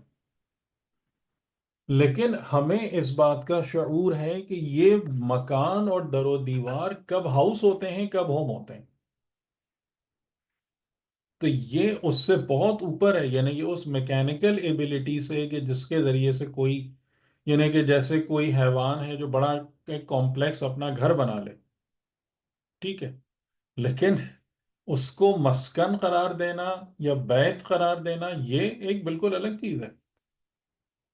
اس کا تعلق اس شعوری یا کانشیسنس کے لیول سے. تو یعنی کہ شہد کی مکھی کو آپ کہیں کہ جناب تم اپنے شہد کے جو چھتا تمہارا ہے کہ جس میں اتنی ہائی لیول کی انجینئرنگ موجود ہے، ایسے ہی تم کوئی اور اسٹرکچر بنا دو، وہ کچھ بھی نہیں کرتی، وہ کبھی بھی نہیں کرتی ایسا کوئی کام. لیکن کیونکہ انسان جو ہے اس نے ان جزیات کے ذریعے سے کنسپٹس ڈیولپ کر لیے، کلیات تک پہنچ گیا، تو آپ اس کو کہیں گے تو وہ 10,000 قسم کی ویریشن اس میں پیدا کر دے گا. یہ فرق. تو جہاں پر آپ کو کنسپٹ نظر آتا ہے نا، وہاں پر انٹیلیجنس کا لیول اپ ہوتا ہے، not at the level of working only. تو سر یہ اچھا، چونٹی یا جو مثال ابھی آپ شہد کی مکھی کی دے رہے ہیں، وہ تو اپنی مطلب جو چیز ان کے اندر پروگرامڈ ہے آلریڈی اس کے ہاں مطابق کام کر رہی تقریباً یہی کہہ سکتے ہیں ہم. جی ہاں، جی ہاں. یعنی حیوانات اس سے ایسے ہی ہٹ ہیں. نہیں سک رہے وہ. جی لیکن اس سے ہٹ نہیں حیوانات سکتے وہ. حیوانات ایسے ہی ہیں. لیکن اگر کوئی حیوان اس سے اوپر جا کر انسان کے لیول کی انٹیلیجنس شو کرے کہ جس میں کنسپٹس ہیں، جس میں ایک آئیڈیا ہے، جس میں کہ ایک اوپینین ہے، تو پھر ہمیں وہ یہ ایک بات ایکسٹرا سوچنی پڑے لیول. گی نا یہ کہاں سے آ گیا اس کے پاس. جی اس کی ڈیفینیٹلی کوئی ریزن ہے پیچھے. جی آگے چل کے سر حدود کی اس میں بھی ایسے ہی اوپینینز جی نظر جی آتے ہیں اس جی کے. جی جی جی تو وہی میں نے کہا تھا نا کہ یہ تمام مثالیں آپ اسی طرف آپ کو لے جا رہی ہیں. جی. اچھا، اس دعا کے اندر جو ہے نا، یہ جو حضرت سلیمان کی یہ دعا ہے، یہ بڑی بہت خوبصورت جملے ہیں. کہ پہلا تو یہ کہ جب بھی کوئی بھی نعمت آپ سینس کریں تو نمبر 1 کیا ہے، کیا ذمہ داری ہے؟ شکر کریں. اس کا شکر گزار ہو انسان. اور اس کے بعد انسان کے لیے جو مین گول ہے، جیسے ابھی آپ وہ سورہ کہف کی آخری آیت بھی پڑھ رہے تھے، تو اس میں کیا ہے، من کان یرجو لقاء ربہ، تو اس کو کیا کرنا چاہیے؟ رب سے ملاقات کے نہیں امیدوار ہیں. وَلْيَعْمَلْ عمل صالح. عمل صالح. صالح کرنا ہے. عمل عمل صالح. صحیح ٹھیک ہے. صحیح. تو عمل صالح جو ہے وہ لقائے رب کی بنیاد ہے، اس کی مین بنیاد ہے. ریکوائرمنٹ ہے. کہ یعنی کہ اگر انسان کا عمل صالح نہیں ہوگا تو وہ پھر لقائے رب کی امید نہ کرے. تو یہاں بھی وہ یہی فرما رہے ہیں کہ وَأَنْ أَعْمَلَ صَالِحًا تَرْضَاهُ، کہ میں عمل صالح کروں کس لیے، کہ تو مجھ سے راضی ہو جائے. ٹھیک ہے، یعنی رضائے خدا کو حاصل کرنے کے لیے عمل صالح انجام دیا جائے. وَأَدْخِلْنِي بِرَحْمَتِكَ فِي عِبَادِكَ الصَّالِحِينَ، ان دو ٹکڑوں میں کوئی فرق آپ لوگ پک کر سکتے ہیں؟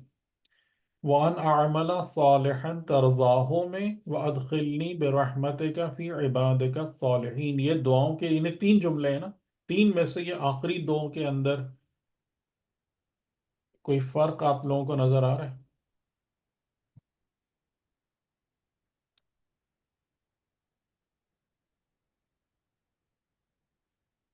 اس کے اندر تو یہ ہے کہ اپنی رحمت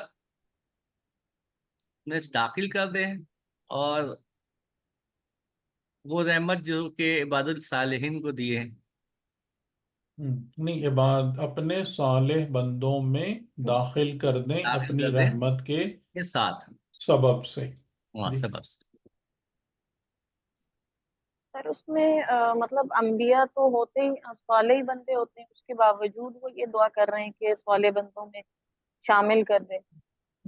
یہ تو وہ تو آپ کو پتہ ہے نا، اس کا جواب تو میں دے چکا ہوں کہ یہ صالحین کون ہیں، یہ وہ ایلیٹ گروپ ہیں، انعمت ایلیٹ علیہم. گروپ ہے. صحیح صحیح. تو یہاں جب صالحین کی بات ہو رہی ہے تو صالحین کا مطلب نیکی کرنے والے نہیں، یہ میں کئی دفعہ بتا چکا ہوں. نہیں وہ جن کی صفت میں صالحین، صالحیت شامل ہے. ہاں جی بالکل. پر اس میں یہ ہے کہ تو مجھے بھی یہ توفیق عطا فرما کہ میں ایسے اعمال کروں جس سے تو راضی ہو جائے، اور ہم، اپنی طرف سے بھی مجھے رحمت عطا فرما تاکہ میں تیرے ہم، صالحین بندوں ہم، میں ہم، شامل ہو جاؤں. جی مطلب میں بھی اعمال اچھے کروں اور تیری رحمت بھی میرے ساتھ شامل ہو. ٹھیک ٹھیک ٹھیک صحیح. اچھا، اس میں دیکھیں جو ایک یعنی انٹرسٹنگ پوائنٹ ہے کہ میں صالح عمل کروں، عمل صالح کروں کہ تو مجھ سے راضی ہو جائے، تو یہاں پر عمل صالح انجام دینے کی ذمہ داری یا بوجھ کس پر ہے؟ حضرت سلیمان پر، دعا مانگنے والے پر، یا خدا پر؟ اپنے اوپر ہے سر۔ اپنے اوپر ہے۔ جی خود اور پر ہے۔ وَأَدْخِلْنِي بِرَحْمَتِكَ فِي عِبَادِكَ الصَّالِحِينَ، تو اللہ کے صالح بندوں میں داخل ہونے کی ذمہ داری کس پر ہے؟ اللہ پر۔ یہ اللہ خدا پر۔ خدا پر۔ یہ فرق ہے بہت بڑا۔ جی صحیح پک کر رہے ہیں اس چیز کو جی کہ جب عمل صالح کی بات کی ہے تو وہ ذمہ داری ہماری ہماری ہے، اور جب صالحین بندوں میں داخل ہونے کی بات کی ہے تو وہ برحمت کا ہے، تو مجھے داخل کر دے، نہ کہ میں داخل ہو جاؤں، ٹھیک ہے، نہ کہ میں ایسا ہو جاؤں کہ میں صالح بندوں میں داخل ہو جاؤں۔ ٹھیک ہے، یہ ایک بڑا لطیف، بہت لطیف نقطہ ہے۔ وہ کیا کہ جب آپ صالحیت کی بات کرتے ہیں تو صالحیت ایک صفت ہے، عمل نہیں ہے، صفت ہے، کوالٹی ہے، اور کوالٹی کا تعلق نفس کی حالت سے ہوتا ہے، یعنی نفس ایک خاص حالت میں آ جائے گا کہ اس میں سے سوائے اصلاح کے، سوائے خیر و برکت کے کچھ بھی نہ نکلے، وہ صالحیت کی صفت اس میں پیدا ہو جائے گی۔ ٹھیک، تو نفس پر تصرف، یعنی یہ دعا کیا بتا رہی ہے کہ میں کس حد تک تصرف کر سکتا ہوں، اپنے عمل پہ کر سکتا ہوں۔ نفس کی حالت کو تبدیل کرنا کس کے اختیار میں؟ خدا کے۔ خدا کے ہاتھ۔ ٹھیک، یعنی قرآن اس حد تک ایکیوریٹ ہے، ٹھیک ہے، اس حد تک ہم کو ایکیوریٹ انفارمیشن پرووائڈ کرتا ہے کہ اگر ہم اس پہ غور کریں کہ جب عمل صالح کی بات کی ہے تو میری ذمہ داری ہے کہ میں عمل صالح کروں اور اس میں اتنا خیال رکھوں کہ وہ رضائے خدا تک مجھے پہنچا دے۔ اور جب صالحیت کی بات ہے کہ صالحیت عطا ہو جائے، کیونکہ بغیر صالحیت کی صفت عطا ہوئے عبادت صالحین میں شمولیت ممکن ہی نہیں ہے، تو صالحیت کی صفت مل جائے تو وہ پھر خدا کے ہاتھ میں، کیونکہ نفوس میں تبدیلی بغیر اذن خدا یا بغیر مشیت الہی ممکن نہیں ہوتی ہے۔ ٹھیک ہے، بات سمجھ میں آ گئی؟ جی یہ پوائنٹ کلیئر ہو گیا؟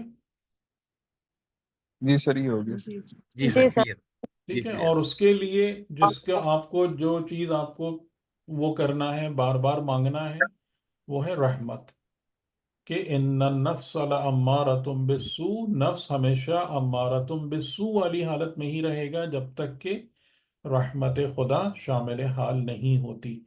اور رحمت خدا کب شامل حال ہوگی؟ جب انسان عمل صالح انجام دے گا رضائے خدا کی نیت سے۔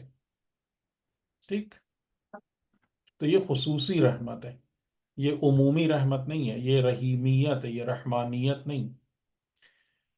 اچھا، وہ تفقد الطیر، کہ انہوں نے، جو پرندے تھے وہ دیکھ رہے تھے تو کسی کو، پرندے کو غائب پایا، فقال ما لی لا اری الہدہد، یعنی ایک پرندے کو غائب پایا، تو انہوں نے کہا کہ کیا ہے میرے لیے، یعنی جیسے کہتے ہیں نا آئی ایم ونڈرنگ، یعنی میں حیران ہوں، یعنی میں حیران ہوں کہ یہ میرے لشکر میں یہ کیسے ہوا، لا اری الہدہد، کہ میں ہدہد کو نہیں دیکھتا۔ ہدہد شاید کیا اسے ووڈ پیکر وغیرہ جسے کہتے ہیں، آئی تھنک وہی ہے۔ ام کان من الغائبین، یا یہ کہ وہ غائبین میں سے ہو گیا ہے، یعنی کہ مجھے نظر نہیں آ رہا یا واقعی وہ غائب ہے۔ اس کا سادہ ترجمہ جو ہے وہی کہ کیا واقعی وہ غائب ہے، یعنی اس جمعیت میں موجود نہیں ہے، یا میں نہیں دیکھ رہا اس کو، کدھر گیا وہ، میری نظروں سے اوجھل ہوا ہے۔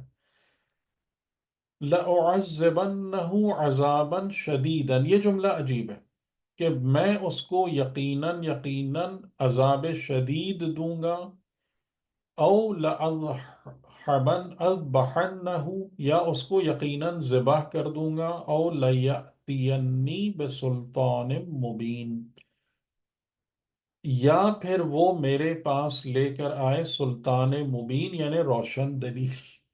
یہ جملہ عجیب سا ہے نا جی؟ جی یہ بہت عجیب سا جملہ جی۔ تو کیا اس کا ریزن سمجھ میں آتا ہے؟ اتنا سخت کیوں کہا انہوں نے؟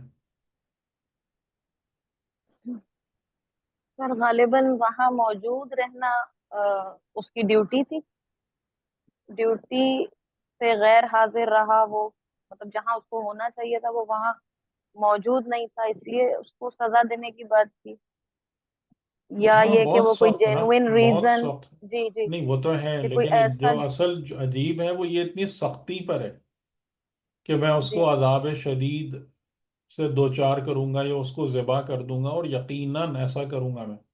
اگر وہ سلطان مبین لے کر نہیں آیا تو میں یقیناً ایسے ہی کروں گا۔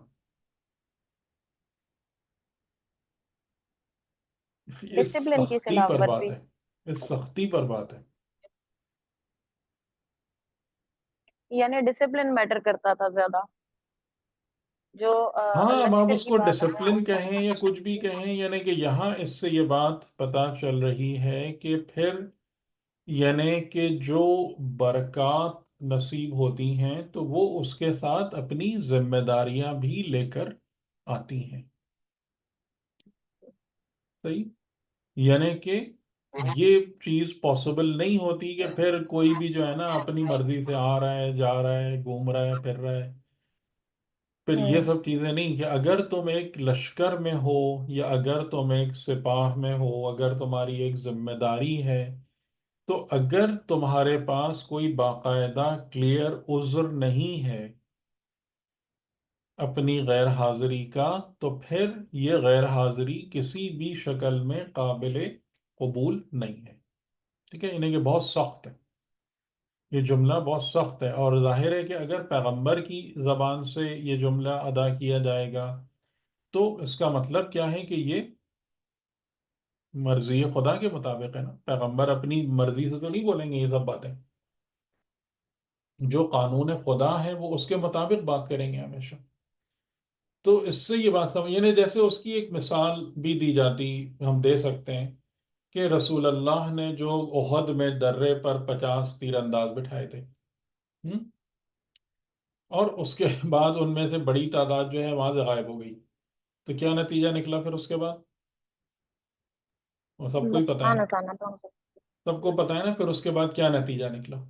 تو اسی طریقے سے کہ یعنی یہ چیز خدا کی نظر میں شدید شدید ناپسندیدہ ہے کہ انسان ایک جگہ ایک ذمہ داری اور ایک اتھارٹی یا رسپانسبلٹی والی پوزیشن پر آئے اور وہاں پر آنے کے بعد پھر اررسپانسبلی بیہیو کرے، ٹھیک ہے؟ تو یہ یعنی بظاہر تھوڑا یعنی عجیب اچنبے میں ڈالنے والا یہ جملہ ہے، اتنی سخت کہ اگر وہ غائب ہو گیا تو کیا مطلب، اتنی ایسی اتنی سختی کہ میں اس کو جو ہے عذاب شدید سے دوچار کروں گا یا اس کو یقیناً ذبح کر ڈالوں گا۔ تو لیکن اس میں جو بنیادی طور پر نکتہ ہے وہ یہی ہے کہ جو لوگ اہل ذمہ ہیں ان کے لیے کسی قسم کی بھی سلیکنس الاؤبل نہیں ہے۔ اس میں ایک سوال سر یہ آیا کہ کیا یہ تو جانور ہے، یہ جانور ہی مکلف ہے؟ یعنی ابھی آگے ہم دیکھتے ہیں نا، ان کے لشکر تھے نا یہ سارے، ان کے سر قرآن لشکریوں میں یہ سب موجود تھے نا اس کے علاوہ بھی سر قرآن مجید میں ایک جو دو جگہ پہ ہے جس میں جانوروں کے بارے میں کہ وہ قیامت والے دن اکٹھے کیے جائیں گے، جیسے سورۃ تکویر میں ہے کہ جب ایسے جانور اکٹھے کر دیے جائیں وہ گے۔ اس کی بھی تفاسیر مختلف ہیں، وحوش سے مراد کیا ہے، جانور ہی ہیں یا وہ انسان ہیں جو وحوش نما ہیں؟ جی دو تین اچھا جگہ پہ سر ایسا لگتا ہے کہ جانوروں کو بھی جو ہے نا قیامت والے دن اکٹھا کیا جائے گا، لیکن وہ ان پہ عذاب ہر ایک وغیرہ کا نہیں تو ہے، مطلب ان جنرل نہیں ہے، ان جنرل نہیں ہے، مخصوص یعنی فار ایگزامپل اصحاب کہف کا کتا یا حضرت صالح کی اونٹنی، اس قسم کے وہ چیزیں، ناٹ ان جنرل۔ لیکن سر سورہ انعام کی ایک آیت نمبر 38 ہے، اس میں یہ ہے کہ زمین میں تمام چلنے والے جانور اور ہوا میں دو پروں سے اڑنے والے سارے پرندے بس تمہاری طرح کی امتیں ہیں، ہم نے اس کتاب وہ میں کسی ٹھیک چیز ہے، کی کمی نہیں چھوڑی، وہ پھر سب مسئلہ اپنے الگ ہے، رب کی طرف جمع کیے جائیں گے۔ وہ سب ٹھیک ہے اپنی جگہ پر، لیکن ان کے لیے قیامت اور حشر ہوگا یہ کہاں ثابت ہو رہا ہے؟ اور قیامت اور حشر کس بات پہ ہوگا؟ قیامت اور حشر تو حساب کے لیے ہے نا، ان پر تو حساب بالکل، اپلائی نہیں ہو رہا تو وہ کس کام کے لیے محشور ہوں گے؟ وہ یہی ہاں مسئلہ ہے، ادھر بھی ہاں، ایسا لگتا ہے کہ جیسے اگر اس میں کوئی ایکسیپشنل ہے، یعنی وہی بات کہ اگر کوئی حیوان ایلیویٹ ہو کر ہیومن انٹیلیجنس تک آ جائے تو وہ مکلف ہو جائے گا، صحیح ہے، وہ مکلف ہو جائے گا اگر اس کی انٹیلیجنس کا لیول اتنا اپ گریڈ ہو جائے، کیونکہ یہاں تو انسان نظر جی یہاں تو نظر آ رہا ہے کہ جیسے حدود بھی مکلف ہو گیا ہے، وہ ہاں جو ہے نا اس ٹھیک ہے کو ٹھیک ہے، ہاں صحیح ہے بالکل بالکل صحیح، صحیح ہے کہ وہ ہے ذمہ دار ہے، تبھی اتنی سخت بات کی گئی، اور اس کی ریزن بھی نظر آ جائے گا کہ کیوں ہے۔ فَمَكَثَ غَيْرَ بَعِيدٍ، تو زیادہ مدت نہیں گزری کہ کیا ہوا، وہ ہدہد آ گیا، اور فَقَالَ أَحَطْتُ بِمَا لَمْ تُحِطْ بِهِ آتے ہی اس نے پہلا جملہ کیا کہا کہ میں نے اس کا احاطہ کر لیا ہے، یعنی میں اس چیز کو، احاطے کا مطلب کیا ہے کہ میں اس چیز کو مکمل طریقے سے جان چکا ہوں، بما لم تحط بہی، جس کا احاطہ آپ نے نہیں کیا، یعنی جو آپ کے علم کے احاطے سے باہر ہے۔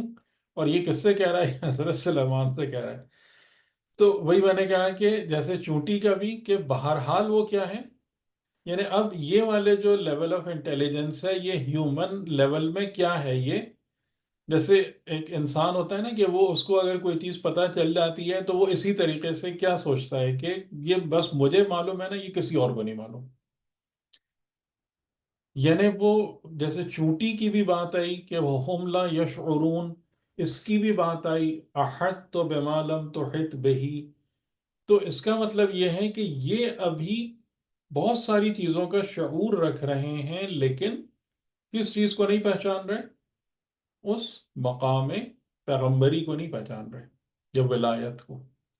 یا دوسرا احتمال یہ ہو سکتا ہے کہ وہ جو حضرت سلیمان کہہ رہے تھے کہ سلطان مبین نہیں لائے گا تو سخت عذاب سے دوچار ہوگا، تو ہو سکتا ہے کہ سب سے پہلے ڈر کے مارے اس نے یہ بات کہہ دی ہو کہ تاکہ اس کی جان بخشی ہو جائے، کیونکہ حضرت سلیمان اگر یہ بات کہہ رہے ہیں کہ عذاب دوں گا تو یہ یوں ہی تو نہیں کہہ رہے، بلکہ انہوں نے اپنے جتنے بھی لشکر والے ہوں گے ان کو کلیریفائی کیا ہوگا کہ اگر تم نے غیر ذمہ دارانہ رویے کا یا سلیکنس کا مظاہرہ کیا تو تمہیں سخت پنشمنٹ ملے گی، تو وہ اس ڈر خوف کے ساتھ آیا ہوگا کہ میں اتنے عرصے اتنی دیر غائب رہا تو پھر میں مشکل میں پڑ جاؤں گا۔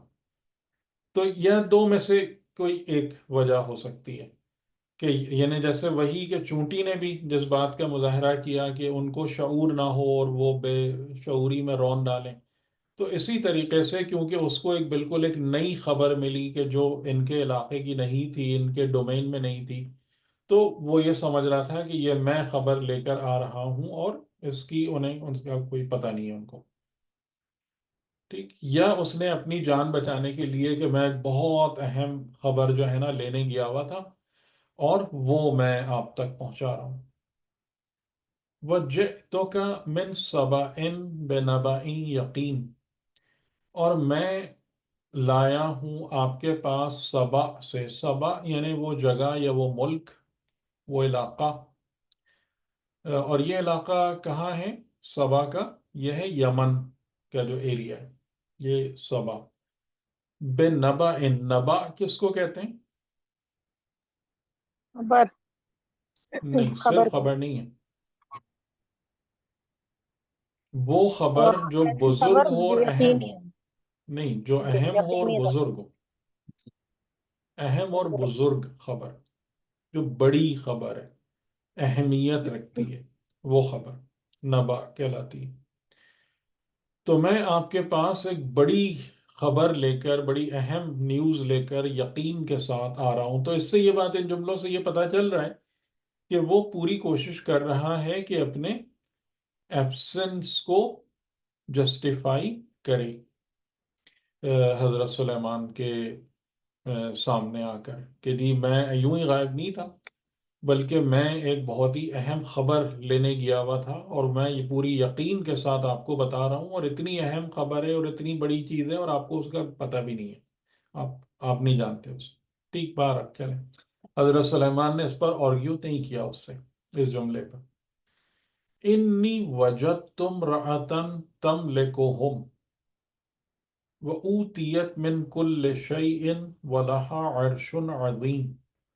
انی وجدت، میں نے پایا، امرأتن، ایک عورت کو، تملکہم، جو سبا کے مطلب اس علاقے کے رہنے والوں پر ملوکیت یا حکومت کر رہی تھی. ان کی جو سردار ہے وہ ایک عورت ہے، یا ان کی بادشاہ ملکہ. وَأُوتِيَتْ مِنْ كُلِّ شَيْءٍ، اور ان لوگوں کو دی گئی ہے ہر چیز میں سے، یعنی ہر قسم کی نعمتیں ان کے پاس موجود ہیں. وَلَهَا عَرْشٌ عَظِيمٌ، اور اس کے لیے ایک بہت بڑا عرش یعنی تخت ہے. یہ ان کی حالت ہے جو میں دیکھ کر آ رہا ہوں، ملک سبا اور اس کی ملکہ کی اور وہاں کے رہنے والوں کی.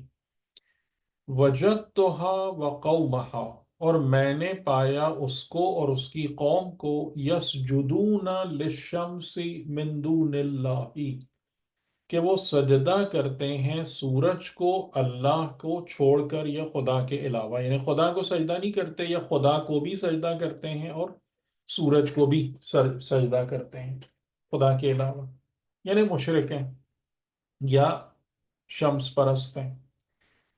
وَزَيَّنَ لَهُمُ الشَّيْطَانُ أَعْمَالَهُمْ، اور ان کے جو اعمال ہیں ان کو شیطان نے ان کے لیے زینت دے دیا ہے. اس جملے کا کیا مطلب ہے؟ زَيَّنَ لَهُمُ الشَّيْطَانُ أَعْمَالَهُمْ، شیطان نے ان کے لیے ان کے اعمال یعنی اس کا ایکچوئل مطلب کیا ہوا؟ خوبصورت بنا دی. مطلب جو اس کام وہ کر رہے ہیں ان کو صحیح سمجھتے ہیں، انہی کو جسٹیفائی کرتے ہیں، ہاں، اور یعنی ایسا صرف شیطان صحیح ان سے سمجھنا کرا نہیں رہے. ہے، صرف صحیح خوبصورت، سمجھنا اچھا نہیں ہے، سمجھنا. بہت بہت اچھا. زینت کا مطلب یہ ہوتا ہے کہ ایک چیز ایسی ہے کہ جس کو آپ یہ فیل کریں گے کہ یہ جناب یہ تو میرے لیے بڑی، یہ تو مجھے زینت دینے والی ہے. یہ اعمال ان کے ذریعے سے ہماری زینت میں، ہمارے نکھار میں اضافہ ہو رہا ہے، یہ مطلب ہے. ٹھیک ہے. وَزَيَّنَ لَهُمُ الشَّيْطَانُ أَعْمَالَهُمْ، کہ ان کے جو شرک آلود اعمال ہیں ان کی کیا حالت ہے کہ شیطان نے ان کو ان کے لیے مزین کر دیا کہ وہ ان پر فخر کرتے ہیں ان اعمال پر. وَصَدَّهُمْ عَنِ السَّبِيلِ، اور اس کے ذریعے سے شیطان نے ان کو روک دیا ہے رستے پر پہنچنے سے. یہ والی بات بھی سمجھ میں آ رہی؟ اس جملے پر بھی کمنٹ اگر آپ میں سے کوئی کریں تو بہت اچھا ہو. کہ پس ان کو روک دیا ہے رستے سے، دور کر دیا ہے رستے سے. ان دو جملوں مطلب کا سر آپس جب میں کیا ربط ہے؟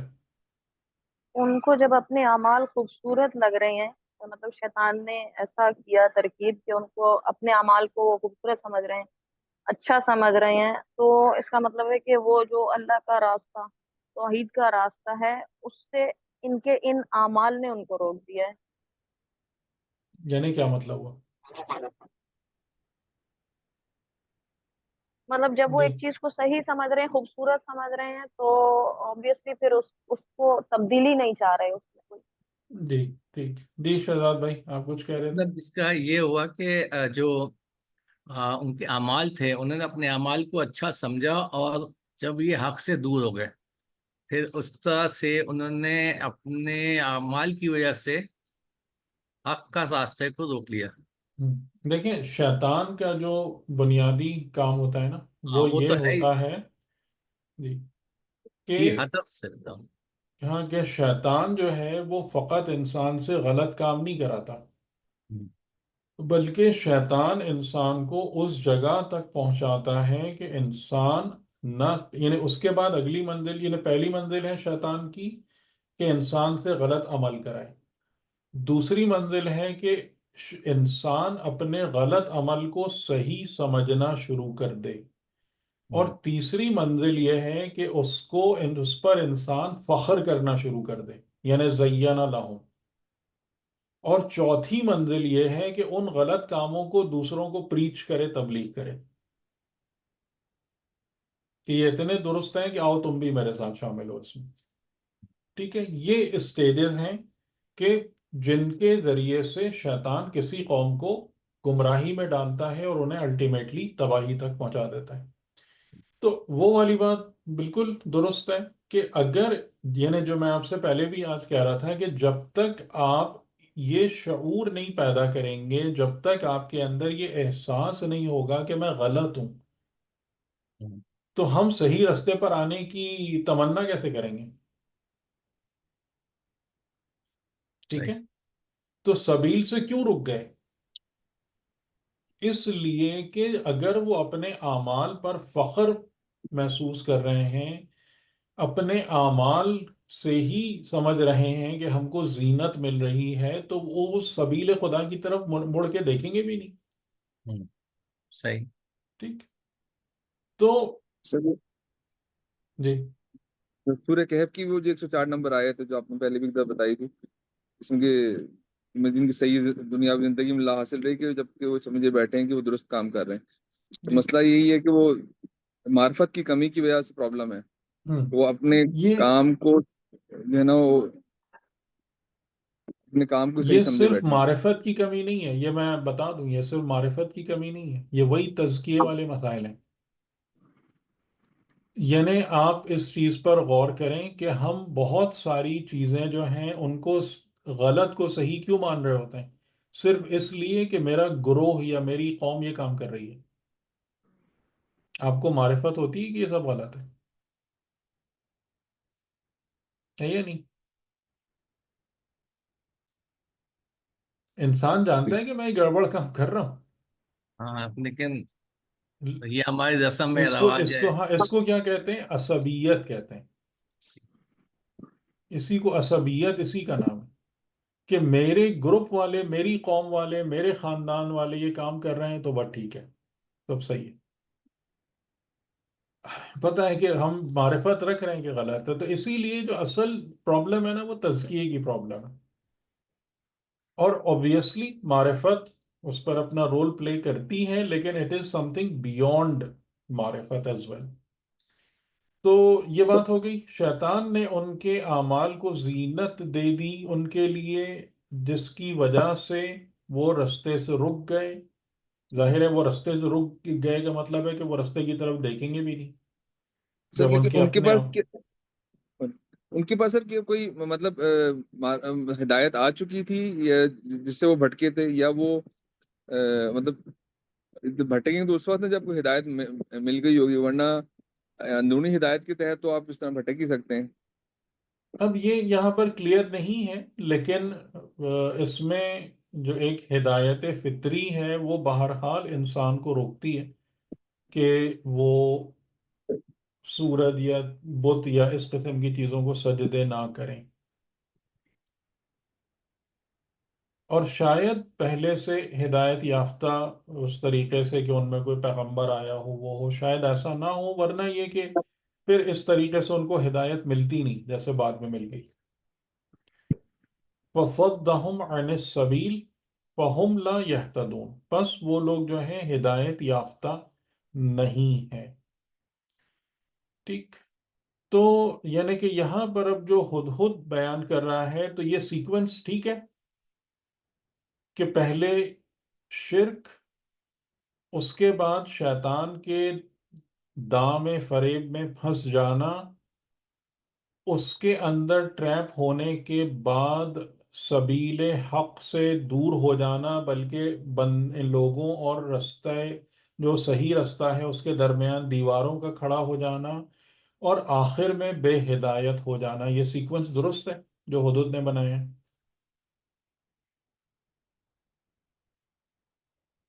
یعنی ایسے ہی ہوتا ہے، گمراہی ایسے ہی آتی ہے. جی تقریباً ایسی طرح سے ہے کہ پہلے وہ مشرک ہوا، پھر اس کو جیسے ابھی آپ نے بتایا کہ پہلے وہ شرک پر گیا، پھر اس نے اس کے اعمال کو خوشنما بنا دیا اس کے لیے، ہاں، یعنی پھر جب شرک ultimately پر گیا تب شیطان کے تیروں کی زد پر آیا، یہ آ بات گیا، ذہن میں پھر رکھیے گا. شیطان کے پاس آ گیا، ہاں، پھر یعنی شیطان شیطان کو اپرچونٹی مل گئی اس پر جی اٹیک کرنے کی، جی بالکل شرک بالکل کی وجہ سے. جی بالکل. جی. لیکن سر جیسے یہ جملے حدود کہہ رہا ہے، یہ تو کوئی انبیاء کے جملے لگتے ہیں، اتنی یعنی اس اتنی کو چھوڑیں، ابھی چھوڑیں. بات ابھی یہ ہے کہ یہ اتنی ہمیں باریکی سے. بات سمجھ میں آ رہی ہے کہ نہیں آ رہی؟ یہ نقطہ جی ہماری سر، ہدایت کا نقطہ ہے یا نہیں ہے؟ جی جی وہ ہے یا سر، اس کے ایسا اندر کوئی پرابلم ہے؟ نہیں ہے تو ٹھیک صحیح ہے، ایسے ہی ہے.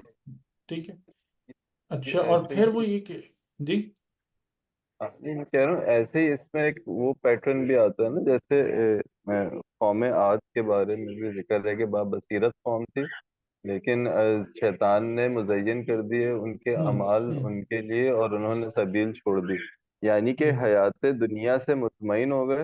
اور جب انسان حیات دنیا سے مطمئن ہو جائے تو پھر وہ آخرت کی سبیل جو ہے وہ چھوڑ دیتا ہے اپنی، یعنی آگے کا جو رستہ ہے وہ چھوڑ دیتا ہے. اور اس قوم میں خصوصاً آگے جیسے ان کی مشاورت، ان کی کاؤنسل، تو اس سے نظر یہ آتا ہے کہ سمجھ یہ آتا ہے کہ یہ بڑی آرڈرڈ اور مطلب جس کو کہتے ہیں نا بالکل. سوشل جسٹس والی اور بڑی اچھی ویسی قوم نہیں، کوئی ظالم یا بری قوم نہیں بتائی گئی ہے.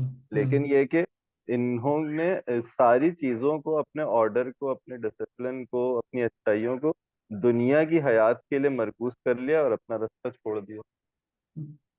یعنی اسی وجہ سے ہدایت ملتی ہے، انشاءاللہ اس کو بھی ہم دیکھیں گے. تو یہ بات ٹھیک ہے، یہ جو ہدہد بنا رہا ہے پوری ترتیب، یہ درست ہے نا، کہ سب سے پہلے لوگ شرک میں مبتلا ہوتے ہیں، شرک میں مبتلا ہوتے ہیں تو شیطان کا شکار بنتے ہیں، شیطان کا شکار بنتے ہیں تو راہ حق اور ان کے درمیان دیواریں آ جاتی ہیں، اور نتیجتاً وہ گمراہ اور بے ہدایت ہو جاتے ہیں. ٹھیک، صحیح، اس میں کوئی اشکال تو نہیں؟ نہیں. ٹھیک. جی اچھا، نہیں صحیح ہے. اب وہ اس کے بعد اللہ جو ہے یہ ان لا ہے. ٹھیک ہے، ان لا، کہ وہ نہیں، یسجدو للہ الذی، وہ نہیں سجدہ کرتے اس اللہ کو، یخرج الخبء فی السماوات والارض، کہ جو آسمانوں اور زمین میں چھپی ہوئی چیزوں کا باہر لانے والا ہے. وَيَعْلَمُ، اور علم رکھتا ہے، مَا تُخْفُونَ وَمَا تُعْلِنُونَ، جو تم مخفی کرتے ہو، جو تم اعلانیہ شو کرتے ہو. اللہ لا الہ الا ہوا رب العرش العظیم. ٹھیک ہے، اب وہ والی بات آئی کہ اب یہ کیا سارے ہدہد ایسے ہی ہوتے ہیں یا یہ برکت سلیمان ہے؟ نہیں، حجت خدا کی برکت سے ہی ہے یہ سارا. ہم؟ اور اگر یہاں سے دیکھیں ہمارے سامنے ایک اور بات بھی آ رہی ہے کہ اگر کوئی بھی حجت خدا کی ولایت میں جاتا ہے تو اس کی کیا چیز بلند ہوتی ہے؟ شعور بلند. کون سا شعور؟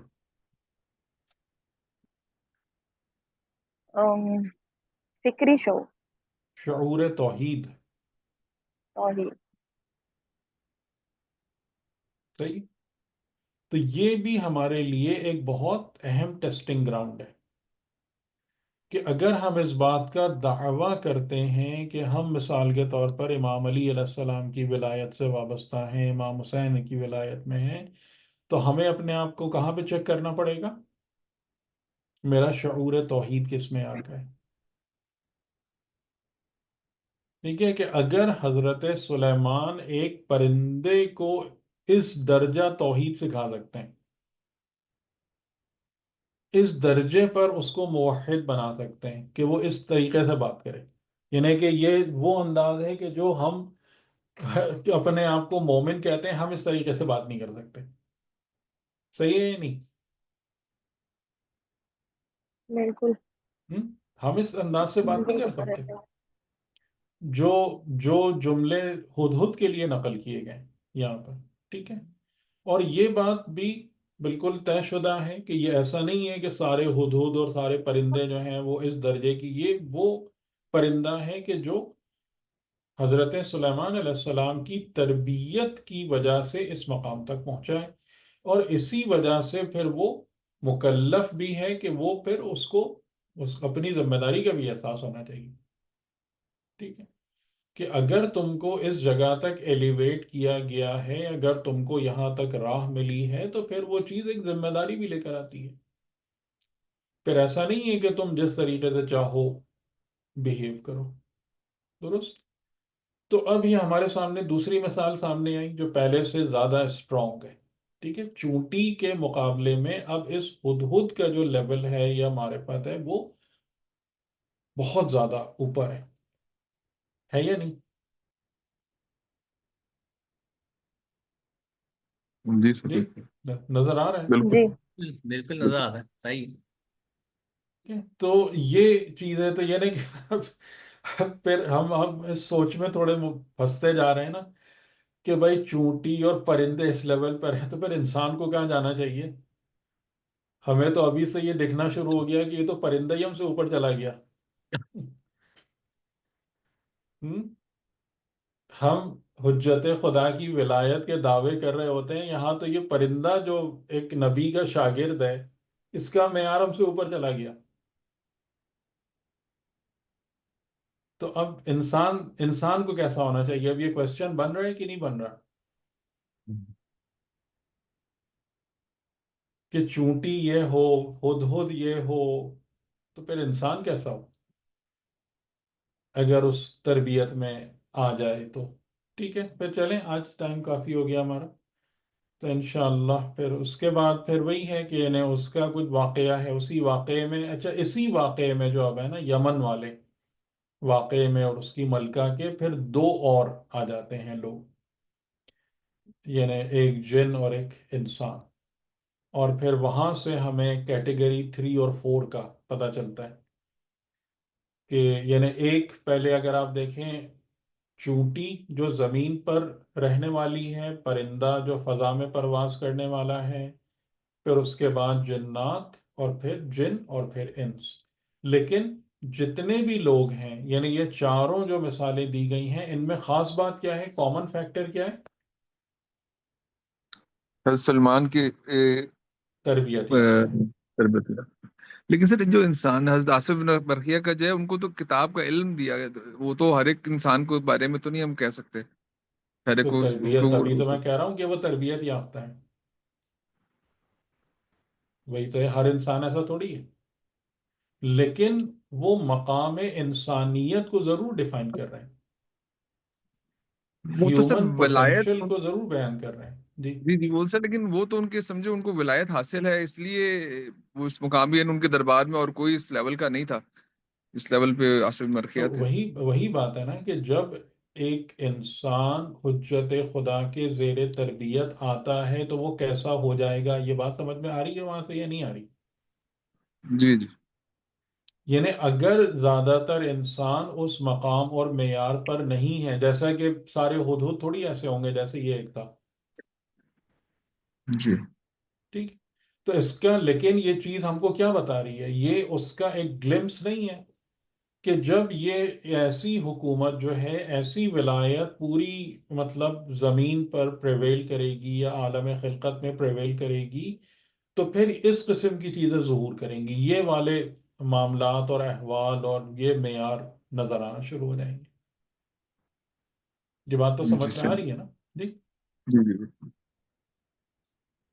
اور ظاہر سی بات ہے کہ اگر اس وقت اکثریت ایسی ہو جاتی تو یہ حکومت ختم ہی کیوں ہوتی.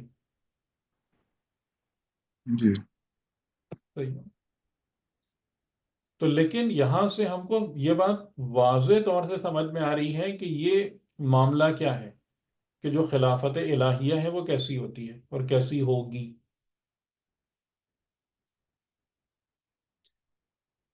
ٹھیک ہے، چلیں انشاءاللہ پھر